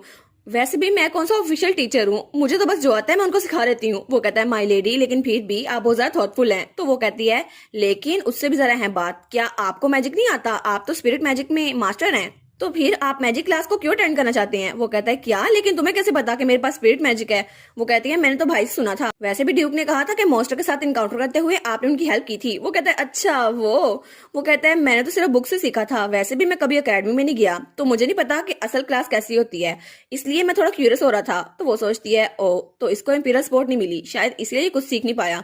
वो कहती है शायद इससे मेरा इमेज अच्छा बन जाएगा, अब मुझे इसकी हेल्प करनी चाहिए। तो तब सीना कहती है योर हाइनेस। तो वो कहता है हाँ। तो वो इधर तो देखती है, वहां पे कोई भी नहीं था। वो कहती है ठीक है कोई भी नहीं यहाँ पर। तो वो उसके सामने झुकते हुए कहती है मुझे माफ कीजिएगा, कल मैंने आपके साथ बहुत ज्यादा बदतमीजी की थी, और कल मुझे सच में लगा था कि आपने वो चीज चुराई है, लेकिन मुझे नहीं पता था वो आपके लिए इतनी ज्यादा मीनिंगफुल है, इसलिए मैं सच में माफी मांगती हूँ, मुझे गलतफहमी हो गई थी, और प्लीज इस बात को समझिए, वो सब कुछ मैंने सिर्फ सेल्फ डिफेंस में किया था। तो वो कहता है अच्छा ठीक है, वैसे भी कल मैं भी बहुत ज्यादा रूड था, और अभी तक मुझे तुम्हारा नाम नहीं पता चला, तुम्हारा नाम क्या है? तो वो कहती है मेरा नाम है सीना मेल्टन, और मैं बैरन मेल्टन की बेटी हूँ। तो वो कहता है अच्छा तो प्लीज कल मेरी बदतमीजी के लिए मुझे माफ कीजिएगा लेडी सीना। और तब उसकी तरफ हाथ बढ़ाता है तो सीना उसके हाथ को देखती है और दोनों हाथ मिलाते हैं, और तब उनकी दोस्ती हो गई थी। वो कहता है ठीक है तो अब मुझे दोबारा फिक्र करने की जरूरत नहीं है ना कि आप मुझे देखते ही मारना शुरू कर देंगी? वो कहती है नहीं नहीं, और आप मुझे देख के भागेंगे नहीं है ना? तो वो कहता है हाँ हाँ बिल्कुल ऐसा ही होगा, और इसके बाद उन दोनों की दोस्ती हो गई थी।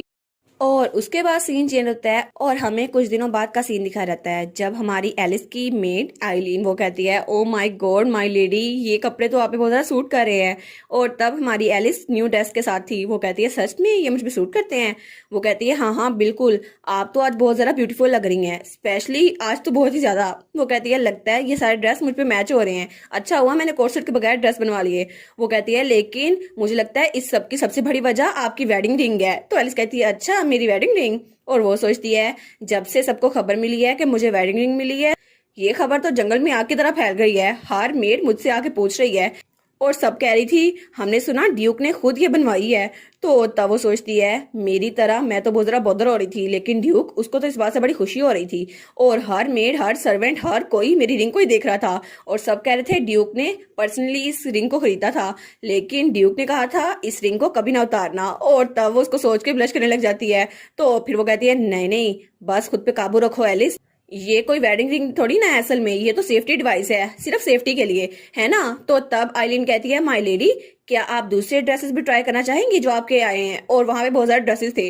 वो कहती है बस आज के लिए इतना ही काफी है। तब वो सोफे पे बैठते हुए सोचती है आज तो मैं बहुत ज्यादा थक गई, अब मैं सोच रही हूँ तो सीना इस वक्त तो वॉलंटियर वर्क कर रही होगी है ना, और मैं यहाँ ड्रेस सेलेक्ट कर रही हूँ, वो तो सच में कॉमनर्स की हेल्प कर रही थी, हालांकि ओरिजिनल स्टोरी में ऐसा कुछ था नहीं, लेकिन सच में ये तो हीरोइन वाले काम है जो वो कर रही है। और वो सोचती है जब मैंने उससे पूछा कि वो कहाँ जा रही है तो उसने कहा मैं थर्ड प्रिंस से मिल जा रही हूँ, इसके अलावा उसने मुझे कुछ नहीं बताया, तो मुझे पता नहीं चल रहा कि स्टोरी कितनी प्रोग्रेस हो रही है, लेकिन चलो खैर बस उसने मुझे इतना सा बता दिया। वो सोचती है हंटिंग कॉम्पिटिशन तो जल्दी आने वाला है, और तब हमें एम्प्रेस के खिलाफ जाने के लिए थर्ड प्रिंस को यूज करना होगा ताकि हम उसे क्राउन प्रिंस बना सके, और हमें उस वक्त का इंतजार करना होगा, लेकिन थर्ड प्रिंस को बनाना तो सिर्फ अब सीना के हाथ में है। वो कहती है हाँ ठीक है, अब सिर्फ एक काम रह गया है, हमें सीना को ट्रस्ट करना होगा, सारा काम अब तुम पे है सीना, हमें तुम पे ट्रस्ट है। हमें सीना और थर्ड प्रिंस दिखाए जाते हैं जो वहां से जा रहे थे। तो सीना कहती है अगर आप इस रोड को फॉलो करें तो आपको वो जगह मिल जाएगी जहां मैं पढ़ाती हूँ, और वहां पे बहुत ज़रा बच्चे हैं और कुछ लोग मेरी हेल्प करने के लिए भी वहां आते हैं, इसलिए आपको ढूंढने में आसानी नहीं होगी, और क्लास बाहर होती है इसलिए हमें एडजस्ट करने में भी ज़रा मसला नहीं होता। तो तब वो कहती है बस आप रिलैक्स करें, यहाँ के सब लोग बहुत ज़्यादा अच्छे हैं तो आपको फिक्र करने की बिल्कुल भी जरूरत नहीं है। तो बच्चे उसको देखते हैं, वो कहते हैं वाह टीचर यहाँ पर आ गई। वो कहती है तुम लोग तो सबके सब जल्दी आ गए। तो थर्ड पीस जब वहां पर देखते हैं तो वहां पर बहुत सारे लोग थे और वो घर कॉमनर्स का था। तो वहां पे एक औरत आती है, कहती है टीचर वेलकम। तो वो कहती है हाँ हाँ आपसे मिले बहुत अरसा हो गया। तो तब वो औरत कहती है क्या ये आदमी आपका दोस्त है ना, मैंने इस बारे में सुना था। वो कहती है लेकिन आपको कैसे पता चला। तो वो कहती है मैंने पूरी की पूरी स्टोरी सुनी कि आपने केविन की पिछली बार हेल्प कैसे की थी। तो तब वो बच्चा वहां भागते हुए आता है, वो कहता है बड़े भाई आप सच में आ गए। तो थर्ड प्रिंस उसको देखता है, वो कहता है ऑफ कोर्स मैंने वादा किया था। तो तब वो कहता है मुझे आपको और टीचर को कुछ देना था, क्या आप इसको ले सकते हैं। तो वो लोग कहते हैं क्या क्या चीज। तो तब वो बच्चा अपनी जेब से कुछ चीज निकालता है और वो कुकीज थी, वो उनको देते हुए कहता है क्या आप इसको एक्सेप्ट करेंगे। तो सीना कहता है वाह ये तो कुकीज है ना। तो वो थर्ड प्रिंस को पकड़ा देता है। तो वो बच्चा कहता है मैंने कल पूरी रात अपनी मॉम के साथ मेहनत की, मैंने उनकी हेल्प करवाई ताकि आपका शुक्रिया अदा कर सकूं, आपका भी और टीचर का भी, इसलिए प्लीज आप इसको एक्सेप्ट कर लें और ये मेरी फेवरेट कुकीज हैं। तो वो दोनों उसको देखते हैं और थर्ड प्रिंस उसमें से कुकी निकालते हुए कहता है थैंक यू सो मच तुम्हारी इस गिफ्ट के लिए। तो वो लोग उसकी तरफ देखते हैं और वो औरत कहती है ये कितना जरा क्यूट है। तो तब सीना उठते हुए कहती है ऑल राइट, तो क्या हम लोग आज का लेसन शुरू करें। और तब वो क्राउन प्रिंस की तरफ हाथ बढ़ाती है और फिर सीन चल रहता है और हमें उनकी क्लास का सीन दिखा रहता है जहाँ सीना उनको पढ़ा रही थी और थर्ड प्रिंस बच्चों के साथ बैठा हुआ था। तो वो कहती है सब लोग इधर ध्यान दो, क्या तुम लोग को वो पेपर और पेन मिल गया जो मैंने तुम लोग को दिया था। आज हम लोग ड्रा करने वाले हैं। और तब उनको बुक दिखाते हुए कहती है हम लोग सिर्फ ड्राइंग नहीं करने वाले, हम लोग मैजिक सर्कल ड्रा करने वाले हैं, ये तो मैजिक की बेसिस होती है। और तब उनको बनाकर दिखाती है। तो वो कहती है तुम लोग शुरू में सीख जाओगे, ये शुरू में तो आसान होगा लेकिन फिर तुम लोग कॉम्प्लेक्स की तरफ बढ़ोगे और सबसे पहले हम लोग डिफेंसिव मैजिक करना सीखेंगे। तो वो लोग सारे उसको देखते हैं। तो वो बच्चा कहता है ये तो बहुत ज्यादा मुश्किल लग रहा है टीचर। तो वो कहती है तुम लोग फिक्र ना करो, मैं तुम लोग पे नजर रखूंगी। और फिर वो कहती है ये पावरफुल मैजिक है, इसकी वजह से तुम लोग अपने आप को भी नहीं दूसरों को भी प्रोटेक्ट कर सकते हो, लेकिन इसको शुरू में करना बहुत ज्यादा मुश्किल होगा, बाद में तुम लोग इसको याद कर लोगे तो ये इतना भी ज्यादा मुश्किल नहीं है। और तब वो उनको मैजिक करके दिखाती है और उसका बैरियर बहुत ज्यादा बड़ा था। तो सब लोग कहते हैं वाह ये कितना ज्यादा प्यारा है। तो थर्ड प्रिंस सोचता है इसने इतने लार्ज स्केल पर एक बैरियर बनाया, क्या सच में इसका मैजिक इतना ज्यादा पावरफुल है। तो तब वो कहती है तुम लोग इसको डायरेक्टली कास्ट कर सकते हो बिना किसी की ड्राइंग के, लेकिन मैं इसको बाद में एक्सप्लेन करूंगी, अभी तुम लोग ये करना सीखो और फिर मैं तुम लोग को बताऊंगी ये कैसे करते हैं। और तब बच्चे ये करना शुरू करते हैं। वो कहते हैं प्लीज हमें भी हेल्प करे टीचर। तो वो कहती है हाँ हाँ ठीक है तुम लोग ड्राइंग करो तो सही, मैं तुम लोग को बताती हूँ। तो थर्ड प्रिंस सोचता है अच्छा तो विजर्ड्स इसे मेमोराइज करते हैं, लेकिन ये बच्चों के लिए याद करना बहुत ज्यादा मुश्किल होगा है ना। लेकिन तब वो वहां पर देखते हैं तो एक बच्ची वो पीछे खड़ी हुई थी और बाकी बच्चे सीना के पास थे। वो कहती है मुझे भी समझ नहीं आ रही, लेकिन वो थोड़ी पीछे थी और उसकी आवाज भी बहुत ज्यादा हल्की थी। तो थर्ड प्रिंस उसके पास आता है, वो कहता है क्या मैं तुम्हारी हेल्प करूं। तो वो बच्ची डर जाती है। तो तब उसकी तरफ देखती है तो वो कहता है नहीं नहीं मैं तुम्हें सरप्राइज करना नहीं चाहता था, बस मैं तुम्हारी हेल्प करने के लिए आया हूँ। तो वो बच्ची कहती है ठीक है आप मेरी हेल्प कर सकते हैं। और उसके बाद सीना सोचती है कि मैं अब सोच रही हूँ तो थर्ड पीस वो कहाँ पर है। तो थर्ड पीस दो बच्चों के साथ बैठा हुआ था और वो उनकी हेल्प कर रहा था और वो बहुत ज्यादा स्माइल कर रहा था। वो कहता है ऐसे ही है ना। तो सीना उसकी तरफ देखती है और वो सोचती है चलो ये इस माहौल में ढल तो गया। और उसके बाद उन्होंने ड्राइंग कंप्लीट कर ली थी और तब थर्ड पीस उस बच्चे की ड्राइंग देखता है। वो कहता है तुमने तो बहुत अच्छी ड्राइंग की, पहले तो तुम बहुत ज्यादा स्ट्रगल करी थी, क्या अब ये ठीक है। वो कहती है हाँ हाँ मैं बड़ी होकर बड़ी अच्छी मैजिशियन बनूंगी। तो वो कहता है क्यों मैजिशियन ही क्यों, और तुम्हारे फेस से तो दिखता है तुम बहुत ज्यादा खतरनाक चीजें करने वाली हो। वो कहती है हाँ हाँ क्योंकि मैं भी टीचर की तरह लोग की हेल्प करना चाहती हूँ, सिर्फ इसलिए, और वैसे भी मैं टीचर की क्लास में आई ताकि मैं स्टडी कर सकूं और उसके बाद अच्छा सा खाना खा सकूं, और मैं सिर्फ यहाँ पर इसलिए हूँ ताकि टीचर की तरह लोग को एम्पावर कर सकूं। और वो सीना को देखते हैं जो बहुत ज्यादा मुस्कुरा रही थी। और तब दूसरी बच्ची कहती है मेरे पास मैजिकल एबिलिटीज नहीं है लेकिन मैं टीचर से मैथ सीखने के लिए आई हूँ, मैं बहुत ज्यादा स्मार्ट मैथ टीचर बनूंगी और फिर स्कूल खोलूंगी। वो कहता है सच में तुम लोग स्कूल खोलोगे। तो फिर वो स्माइल करते हुए कहता है हाँ हाँ बिल्कुल, मुझे लगता है तुम लोग बड़े अच्छे लोग बनोगे और अपने मुल्क के लिए बहुत अच्छा काम करोगे। और उसके बाद शाम का सीन दिखा रहता है जब उनकी क्लास खत्म हो गई थी और तब वो लोग कैफेटेरिया में आए थे जो कि उन्होंने खुद ही बनाया था। तो वो कहती है क्या आप बच्चों के खाने का इंतजाम कर सकते हैं। तो वो आदमी कहता है हाँ हाँ आप आ गई। और उसके बाद वो लोग सारे टेबल पे बैठ गए थे। तो सीना कहती है आप लोग आराम से खाइएगा। और फिर उन्होंने खाना खत्म कर लिया था और सारे बच्चे अपने अपने घरों को जा रहे थे और सब उसे बाय कर रहे थे। वो कहती है हाँ तुम लोगों से कल दोबारा मुलाकात होगी, अपना होमवर्क करके आना। और तब वो थर्ड पीस को देखती है तो वो कहती है आप तो इस जगह में अच्छे से ढल गए, क्या आप नर्वस हो गए थे है ना। तो थर्ड प्रिंस कहता है हाँ मैं नर्वस हो तो गया था लेकिन यहाँ पे सब लोग बहुत ज्यादा अच्छे हैं तो मैं कंफर्टेबल हो गया। वो कहती है ये तो सच है लेकिन आपने भी अपनी बहुत ज्यादा कोशिश की और आपने बच्चों को मैजिक सर्कल ड्रा करने में हेल्प की थी है ना। वो कहता है क्या तुम देख रही थी। वो कहती है ऑफ कोर्स मैं बच्चों की हेल्प करने के लिए आने ही वाली थी लेकिन जब मैंने देखा कि आप उनकी हेल्प कर रहे हैं तो मैं पीछे हट गई। वो कहता है लेकिन मैं तो उनकी किस तरह से हेल्प करना चाहता था, मुझे और कुछ नहीं आता लेकिन मैजिक सर्कल तो ड्रा कर ही सकता हूँ ना। वो कहती है वेल डन। तो वो कहती है मुझे पता है ये ज्यादा लंबा नहीं चलता, लेकिन क्लास फिनिश होने के बाद मेरे दिल को सुकून हो जाता है। वैसे भी मुझे बहुत ज्यादा खुशी होती है अगर मैं किसी की हेल्प करती हूँ। वो कहता है ऐसा लगता है कि बच्चे यंग लेडी से बहुत ज्यादा इन्फ्लुएंस हो रहे हैं। तो वो कहती है लेकिन आपके बारे में क्या वो आपसे इन्फ्लुएंस नहीं हो रहे? वो कहता है क्या मतलब? तो वो कहती है मुझे लगता है कि आपकी एबिलिटीज और क्वालिटीज की वजह से आप हायर पोजीशन पे लोगों की हेल्प कर सकते हैं। क्या सिर्फ ये वो चीज नहीं है जो सिर्फ आप कर सकते हैं? तो फिर वो कहती है अगर योर हाइनेस आगे बढ़े और क्राउन प्रिंस बन गए फिर तो एम्पायर के लोग के लिए बहुत ज्यादा अच्छा होगा, है ना? और अगर आप क्राउन प्रिंस बने फिर तो मैं और ड्यूक की फैमिली आपके साथ होंगे हर कदम पर। तो क्राउन प्रिंस कुछ नहीं बोलता। तो वो सोचती है इसने कोई रिस्पॉन्स नहीं दिया, क्या मैं इस बात को यहीं पर खत्म कर दूं? तो फिर वो कहती है क्या आप अगली क्लास में भी आएंगे? बच्चे आपको देखकर बहुत ज्यादा खुश होते हैं, तो क्या आप आएंगे? वो कहता है क्या ये ठीक रहेगा? तो सीना कहती है ऑफ कोर्स, जितने सारे लोग होंगे ना उतना ज्यादा अच्छा होगा। तो फिर वो कहती है मैं आपको उस बुक शॉप में अगली क्लास का शेड्यूल दे दूंगी, तो आप फिक्र ना कीजिएगा। वो कहता है ठीक है, तो हम लोग ऐसा ही करते हैं। और उसके बाद वो सीना से अलग हो गया था और अपने रास्ते पे जा रहा था। और तब वो अपने घर के सामने पहुंच गया था जो कि जरा शाही नहीं लग रहा था। तो वो सोचता है ये तो पहले से भी जरा खामोश लग रहा है। और वो सोचता है ये वो जगह है जो बहुत ज्यादा छोटी है, लेकिन ये प्रिंस के रहने के लायक जगह नहीं है। यहाँ पर पहले हंटर रहा करते थे, लेकिन बाद में जब हंटर यहाँ चले गए और तब वहां पर कोई भी नहीं था, तो मेरे फादर यानी एम्पर ने हमें अबंडन कर दिया और मेरी माँ और मैं यहाँ पर आकर रहने लग गई। वो सोचता है शायद उनको लगा होगा कि मैं जल्दी मर जाऊंगा, लेकिन मैं छुपा रहा और मैंने कुछ नहीं किया। लेकिन आज जब मैंने इतने सारे लोगों को देखा और देखा कि वो कितनी ज्यादा मेहनत कर रहे हैं, तो मुझे बहुत ज्यादा अजीब लगा। शायद मैं उसकी हेल्प कर सकता हूँ, लेकिन सीना ने कहा था कि ये चीज सिर्फ मैं कर सकता हूँ और मेरे अलावा कोई नहीं। और वो सोचता है अगर ऐसा ही है तो ये बात तो ड्यूक ने भी कही थी, लेकिन मैं यंग लेडी को मना नहीं कर पाया, इसलिए मैंने कोई जवाब नहीं दिया। और वो अपने आप को देखकर सोचता है क्राउन प्रिंस, हाँ तो क्या मैं क्राउन प्रिंस बन सकता हूँ? और फिर वो सोचता है फर्स्ट प्रिंस उसकी हालत तो बहुत ज्यादा क्रिटिकल है क्योंकि उसको पॉइजन दिया गया था। और सेकंड प्रिंस उसने तो कहा था कि ड्यूक डेराट उसकी हेल्प करे, लेकिन ड्यूक डेराट उसने उसको रिजेक्ट कर दिया। लेकिन ड्यूक डेराट वो मेरे पास खुद आया था और उसने मेरी तरफ मदद का हाथ बढ़ाया कि वो मुझे क्राउन प्रिंस बना सकता है। लेकिन उसके अलावा लेडी मेल्टन भी तो है यहाँ पर। और तब वो अपने हाथ को देखकर सोचता है उसने कहा था ये सिर्फ ऐसी चीज है जो सिर्फ मैं कर सकता हूँ क्राउन प्रिंस बनकर। तो क्या मुझे क्राउन प्रिंस बनना चाहिए? अगर मैं क्राउन प्रिंस बन गया तो क्या मैं एम्पायर के लोगों की जिंदगी अच्छी कर सकता हूँ? और वो लोग जो एजुकेशन को अफोर्ड नहीं कर सकते, क्या मैं अपने एम्पायर के लोगों के लिए कुछ ना कुछ अच्छा कर सकता हूँ? तो क्या मुझे क्राउन प्रिंस बन जाना चाहिए या फिर नहीं? थर्ड प्रिंस महल को देखकर सोचता है ये महल है ना, लेकिन मैं इस जगह पे नहीं रहता, मैं तो एक पुरानी जगह पे रहता हूँ। हालांकि मैं भी रॉयल स्टेटस का एक प्रिंस हूँ, लेकिन फिर भी ये जगह किसी और से बिलोंग करती है। और अगर मैं ड्यूक की पावर को ले लूं तो क्या पता ये पैलेस मेरा हो सकता है। लेकिन तभी वो रिजुक जाता है। वो कहता है बिल्कुल नहीं, मेरा दिमाग तो खराब नहीं हो गया, आखिर मैं क्या सोच जा रहा हूँ? उससे पहले मेरे फादर मुझे जिंदा नहीं छोड़ेंगे।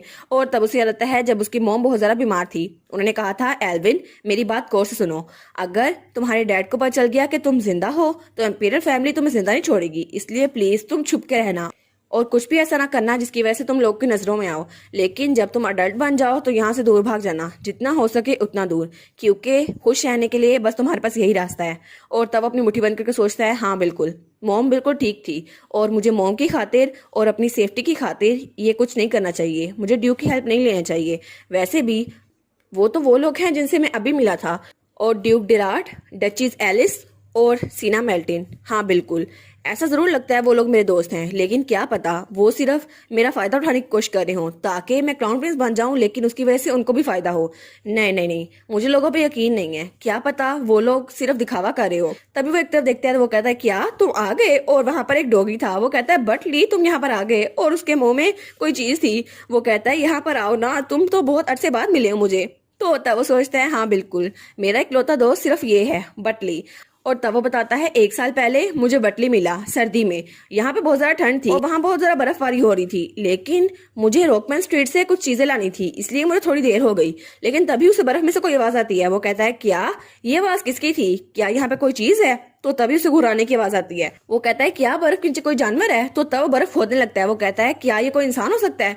तो तब वहां पर देखता है तो वहां पर बटली था जो बहुत ज्यादा छोटा था और वो बेहोश था। और तब उसे याद आता है जब सर्वेंट्स आपस में बात कर रहे थे, वो कहते हैं एक डॉग, अच्छा उसको तो मैंने रेस करा था, लेकिन ये कितना ज्यादा अनोइंग है ना, और वैसे भी ये पैलेस बहुत ज्यादा बड़ा है, कोई ना कोई तो उसे ले लेगा। वो सोचता है शायद वो डॉग एक्सीडेंटली यहाँ पर आ गया और मैंने वो कहानी सुनी थी, चलो मैं इसको अपने साथ ले जाता हूँ। तो तब वो अपने सामान को देखता है, वो कहता है इसको तो बहुत जरा भूख लगी है, लेकिन चलो आज के लिए तुम्हारा खाना यही होगा।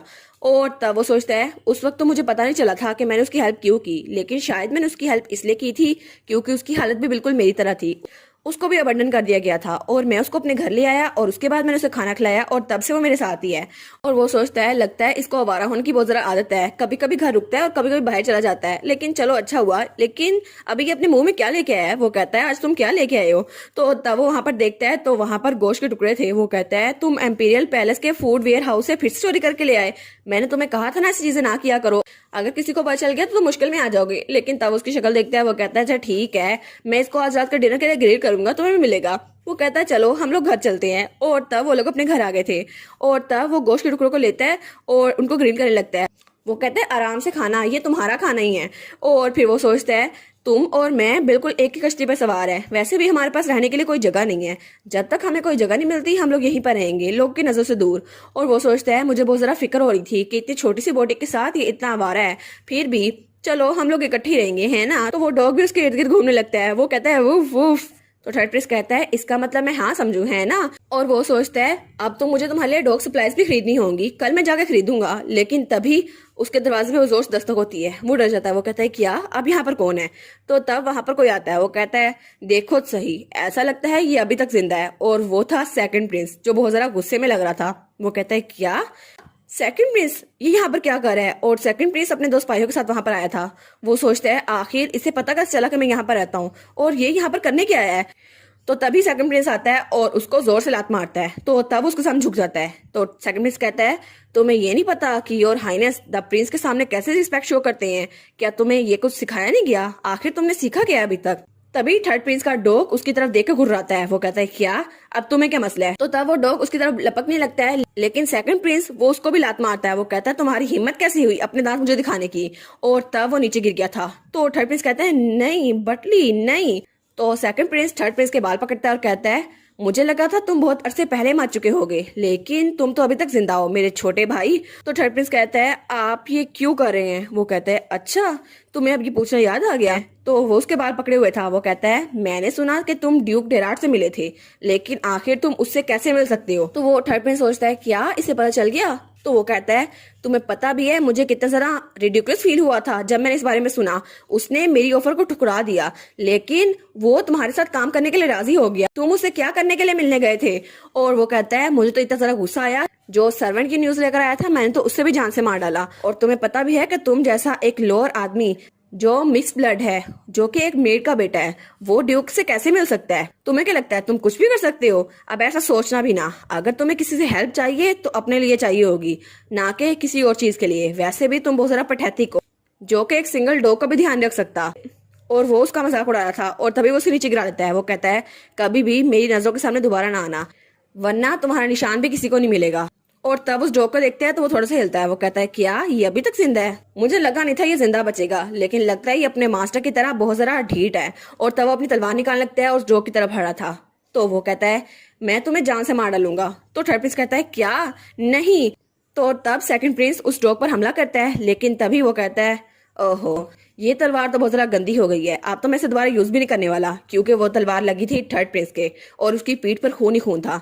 लेकिन उसने अपने डॉग बटले की जान बचा ली थी और वो दोनों बहुत जरा बुरी हालत में थे। तो सेकंड प्रिंस वो कहता है तुम तो हमेशा मुझे चौंका देते हो मेरे प्यारे भाई, लेकिन मैंने तुम्हें पहले ही रोका था। और तभी पीछे सिपाही कहते हैं योर हाइनेस एम्पर्स और एम्पर के साथ आपके डिनर का वक्त हो चला है, तो आपको यहाँ से जाना चाहिए। तो वो जाते हुए कहता है हाँ हाँ मैं जा ही रहा था, वैसे भी मैंने अपना कीमती वक्त तुम पे जाया किया, और वैसे भी मैं तो सिर्फ तुम्हें पैगाम पहुंचाने आया था। और तब वो दरवाजे से भरते हुए कहता है मुझे उम्मीद होगी कि तुम मेरी बात को याद रखोगे मेरे प्यारे भाई। और उसके बाद वो वहां से चला गया था और थर्ड प्रिंस और उसका डॉग वहीं पर था। तो थर्ड प्रिंस अपनी स्पिरिट को बुलाता है। वो कहता है इग्निस। तो वहां पर वो स्पिरिट आ जाती है। तो थर्ड प्रिंस कहता है क्या इसको ठीक करने का कोई रास्ता नहीं है? इसकी सांस उखड़ रही है, ये मर रहा है, प्लीज इसको बचाओ। तो इग्निस उसकी स्पिरिट वो नाम में सर हिलाती है। वो कहता है ओ नो मैं इसके लिए कुछ भी नहीं कर सकता। और उसका डॉग वो जरा बुरी हालत में था। तो तो वो बहुत ज़्यादा रो रहा था। वो सोचता है ओ माय गॉड, मैं कुछ भी नहीं कर सकता, ये सब कुछ मैं इस हालत में भी कुछ नहीं कर सकता। और तब वो सोचता है मैंने पता नहीं क्या गलती कर दी जिसकी वजह से ये सब कुछ ऐसे हो गया। मैंने तो अपनी आइडेंटिटी को छुपाए रखा, हालांकि मैंने अपनी आंखों का भी कलर बदल लिया ताकि किसी को पता ना चले कि मैं थर्ड प्रिंस हूँ। लेकिन जब मेरी मॉम मरी तब भी मैं अकेले में रोता रहा, मैंने किसी को कुछ नहीं बताया, सिर्फ इसलिए ताकि इंपीरियल फैमिली से मेरा ताल्लुक ना जाहिर हो और कोई भी मुझे नुकसान ना पहुंचाए। शायद मुझे लगा था कि जिंदा रहने के लिए मेरे पास सिर्फ यही तरीका है और ये तरीका मुझे बचाए रखेगा। लेकिन कैसे, आखिर कैसे, ये सिचुएशन ऐसे कैसे हो गई? मैंने वो सब कुछ किया जो मुझे करना था, लेकिन वो यहाँ आया और उसने सब कुछ तबाह कर दिया। और उसे याद आता है जब सेकंड मिनिस्टर से कहता है तुम तो अपने एक डॉग को भी बचा नहीं सकते, तुम आखिर और क्या कर सकते हो? और तब थर्ड प्रिंस सोचता है वो सही तो कह रहा था, लेकिन तभी वो अपने डॉग को उठाता है और कहता है तुम फिक्र ना करो, तुम बिल्कुल भी फिक्र ना करो, तुम बच जाओगे, मैं तुम्हें मरने नहीं दूंगा। और तब वो वहां जाते हुए अपनी आंख कलर दोबारा से ब्लू कर लेता है। वो कहता है क्योंकि मैं तुम्हें जिस इंसान के पास लेकर जा रहा हूँ शायद वो तुम्हें बचा सके, इसलिए बटली तुम फिक्र ना करो, तुम जिंदा बच जाओगे। हमें हमारी एलिस दिखाई जाती है जो बहुत ज्यादा खुश लग रही थी। वो कहती है क्या आप कह रही हैं कि सच में थर्ड प्रिंस दोबारा से आपके लेसन्स में आने वाला है ना, आपकी क्लास में? तो वहां पे सीना, ड्यूक और एलिस बैठे हुए थे। तो सीना कहती है हाँ बिल्कुल, उनको बहुत ज्यादा मजा आया और वो उस माहौल में बहुत ज्यादा कंफर्टेबल हो गए थे, इसलिए मुझे लगता है वो दोबारा जरूर आएंगे। तो एलिस कहती है क्या सच में? ये तो बड़ी अच्छी बात है, चलो अच्छा हुआ, आप तो वो ड्यूक का साथ दे सकते हैं ना। वैसे भी हमने अच्छा किया कि इस काम के लिए सीना को चुना है ना ड्यूक? तो वो कहता है हाँ हाँ बिल्कुल, वैसे भी तुमने अच्छा काम किया। और तब सीना सोचती है मैं तो इस बात को राजी रखने वाली थी, लेकिन जब काम हो जाता तब मैं इनको बताती, लेकिन सिस्टर इन लॉ एलिस ने मुझसे कहा कि मुझे बताओ ना क्या हुआ था, और तब मुझे उनको सब कुछ बताना पड़ा। लेकिन चलो खैर है। तो ड्यूक कहता है सीना मुझे तुमसे बिजनेस के बारे में कुछ बात करनी है, तो क्या तुम्हारे पास वक्त है? तो सीना कहती है हाँ हाँ बिल्कुल, आप बताएं आपको क्या बात करनी है। तो एलिस कहती है अच्छा ठीक है, तो आप लोग उस बारे में बात कर लें, वैसे भी मैं वॉक पर जा रही हूँ तो आपको फिक्र करने की जरूरत नहीं है। और उसके बाद वो बाहर निकल आई थी और वो गार्डन बहुत ज्यादा खूबसूरत था, वो बहुत ज्यादा खुश थी। तो उसके पीछे उसका गार्ड था। वो कहती है आज तो बड़ा मजा आ गया, आज तो मौसम भी बहुत ज्यादा अच्छा है ना, आज का दिन तो बहुत ही ज्यादा अच्छा है। और वो सोचती है इसके साथ ही थर्ड प्रिंस हमारे साथ आ जाएगा और फिर तो सारे मसले हल हो जाएंगे ना, सारी स्टोरी स्मूथली चलेगी। तो पीछे से उसका गार्ड कहता है आखिर ये क्या सोची जा रही है, इतनी ज्यादा खुश है। तभी उसे किसी से आवाज आती है ये बहुत ज्यादा जरूरी काम है, क्या हमें इसको बताना चाहिए? तो दूसरा कहता है हाँ हाँ हमें इसे बताना चाहिए। तो तब वहां पर देखती है तो वहां पे दो गार्ड्स थे। वो कहती है क्या गार्ड्स, लेकिन इस वक्त ये यहाँ पर क्या कर रहे हैं, क्या इनको कोई काम था? तो उनमें से एक गार्ड कहता है उसने कहा वो थर्ड प्रिंस है, लेकिन मुझे ऐसा लगता तो नहीं, उसका हुलिया तो ऐसा नहीं था। तो दूसरा कहता है लेकिन उसने कहा था ड्यूक को मैं इस बारे में बता दूं, क्या हमें ड्यूक को इस बारे में बताना चाहिए? तो तब हमारी हीरोइन सोचती है क्या थर्ड प्रिंस? तो तब उनके पास आती है। वो कहती है तुम लोगों ने क्या नाम लिया, थर्ड प्रिंस, लेकिन उसके बारे में क्या? वो कहते हैं माई लेडी। तो तब उसको खंजर दिखाते हुए कहते हैं बाहर एक आदमी आया है जो बहुत ज्यादा जख्मी है और उसने कहा वो थर्ड प्रिंस है, लेकिन उसकी हालत ऐसी नहीं लग रही, और उसने कहा कि मैं ड्यूक को इतला दे दूं, लेकिन हमें पता नहीं था कि हमें ड्यूक को डिस्टर्ब करना चाहिए या फिर नहीं। तो वो सोचती है ये खंजर ये तो थर्ड प्रिंस का है। तो तब वो वहां से भागने लगती है तो उसका गार्ड उसके पीछे भागता है। वो कहता है माई लेडी प्लीज रुक जाए। तो वो सोचती है थर्ड प्रिंस वो तो बहुत ज्यादा खतरे में होगा ना, वो जरूर इस वजह से यहाँ पर आया होगा। तो उसका गार्ड पीछे जाते हुए कहता है तुम लोग ड्यूक को अभी इतला करो, अभी के अभी ड्यूक को यहाँ पर आए। तो हमारी एलिस वहां से भाग रही थी। वो सोचती है थर्ड प्रिंस मुझे जल्दी से जल्दी वहां पहुंचना होगा। और तब वो गेट पे पहुंचती है तो थर्ड प्रिंस अपने डॉग के साथ वहीं पर बैठा हुआ था। वो सोचती है क्या ये सच में यहाँ पर है? तो तब वो गार्ड से कहती है दरवाजा खोलो। तो वो कहता है लेकिन हमें तो अभी तक कोई हुक्म नहीं मिला। तो एलिस कहती है मैंने कहा ना दरवाजा खोलो, अभी के अभी, बिल्कुल इंतजार नहीं करना। और तब उसे दरवाजा खोल दिया था। तो तब वो जल्दी से थर्ड प्रिंस के पास आती है। वो कहती है आप ठीक तो है ना? तो तब उसको जख्म पे देखती है और तब थर्ड प्रिंस कहता है मेरा डॉग बटली, प्लीज इसकी जान बचाओ। और उसके डॉग की बहुत ज्यादा बुरी हालत हुई थी। तो तभी वो ये कहकर वहां बेहोश रहता है हमारी रेस के ऊपर। वो कहती है योर हाइनेस आप ठीक तो हैं? तो तब वो अपने हाथों को देखती है तो वहां पर ब्लड लगा हुआ था। और तभी वहां पर ड्यूक आता है। वो कहता है माई लेडी। और तब उसने एलिस को पीछे कर लिया था। वो कहता है आप ठीक तो हैं? तो एलिस कहती है ड्यूक। और तब उसके गार्ड ने थर्ड प्रिंस को उठा लिया था। तो ड्यूक कहता है इनको अंदर लेके चलो, अभी इनको मेडिकल असिस्टेंट की जरूरत है। और उसके बाद वो लोग उन्हें अंदर ले आए थे और थर्ड प्रिंस वो वहां बेड पे लेटा हुआ था और उसके पास ही डॉक्टर था और सब लोग वहां पर थे, सीना, ड्यूक, एलिस। तो एलिस कहती है क्या इसकी तबीयत ठीक है, क्या ये ठीक हो जाएगा? तो डॉक्टर कहते हैं हाँ इसकी मरहम पट्टी तो मैंने कर दी है, मुझे लगता है कि ठीक हो जाएगा, लेकिन ये डॉग मुझे नहीं लगता कि इसके बारे में कोई उम्मीद बची है, मुझे लगता है ये मरने वाला है। तो वो कहती है क्या क्या इसके लिए कोई भी उम्मीद नहीं है? वो कहता है हाँ हाँ, लेकिन मैं कोई वेट नहीं हूँ, लेकिन इसकी हालत देखकर जैसे इसकी सांस उखड़ रही है मुझे लगता है ये जल्दी मर जाएगा, इसलिए मैं इसके लिए कुछ नहीं कर सकता। तो सीना कहती है, माय लेडी, क्या थर्ड प्रिंस ने आपसे कुछ कहा था यहाँ आने से पहले? मुझे लगता है जरूर किसी ना किसी वजह से वो यहाँ पर आए होंगे, वरना वो कहीं और भी जा सकते थे।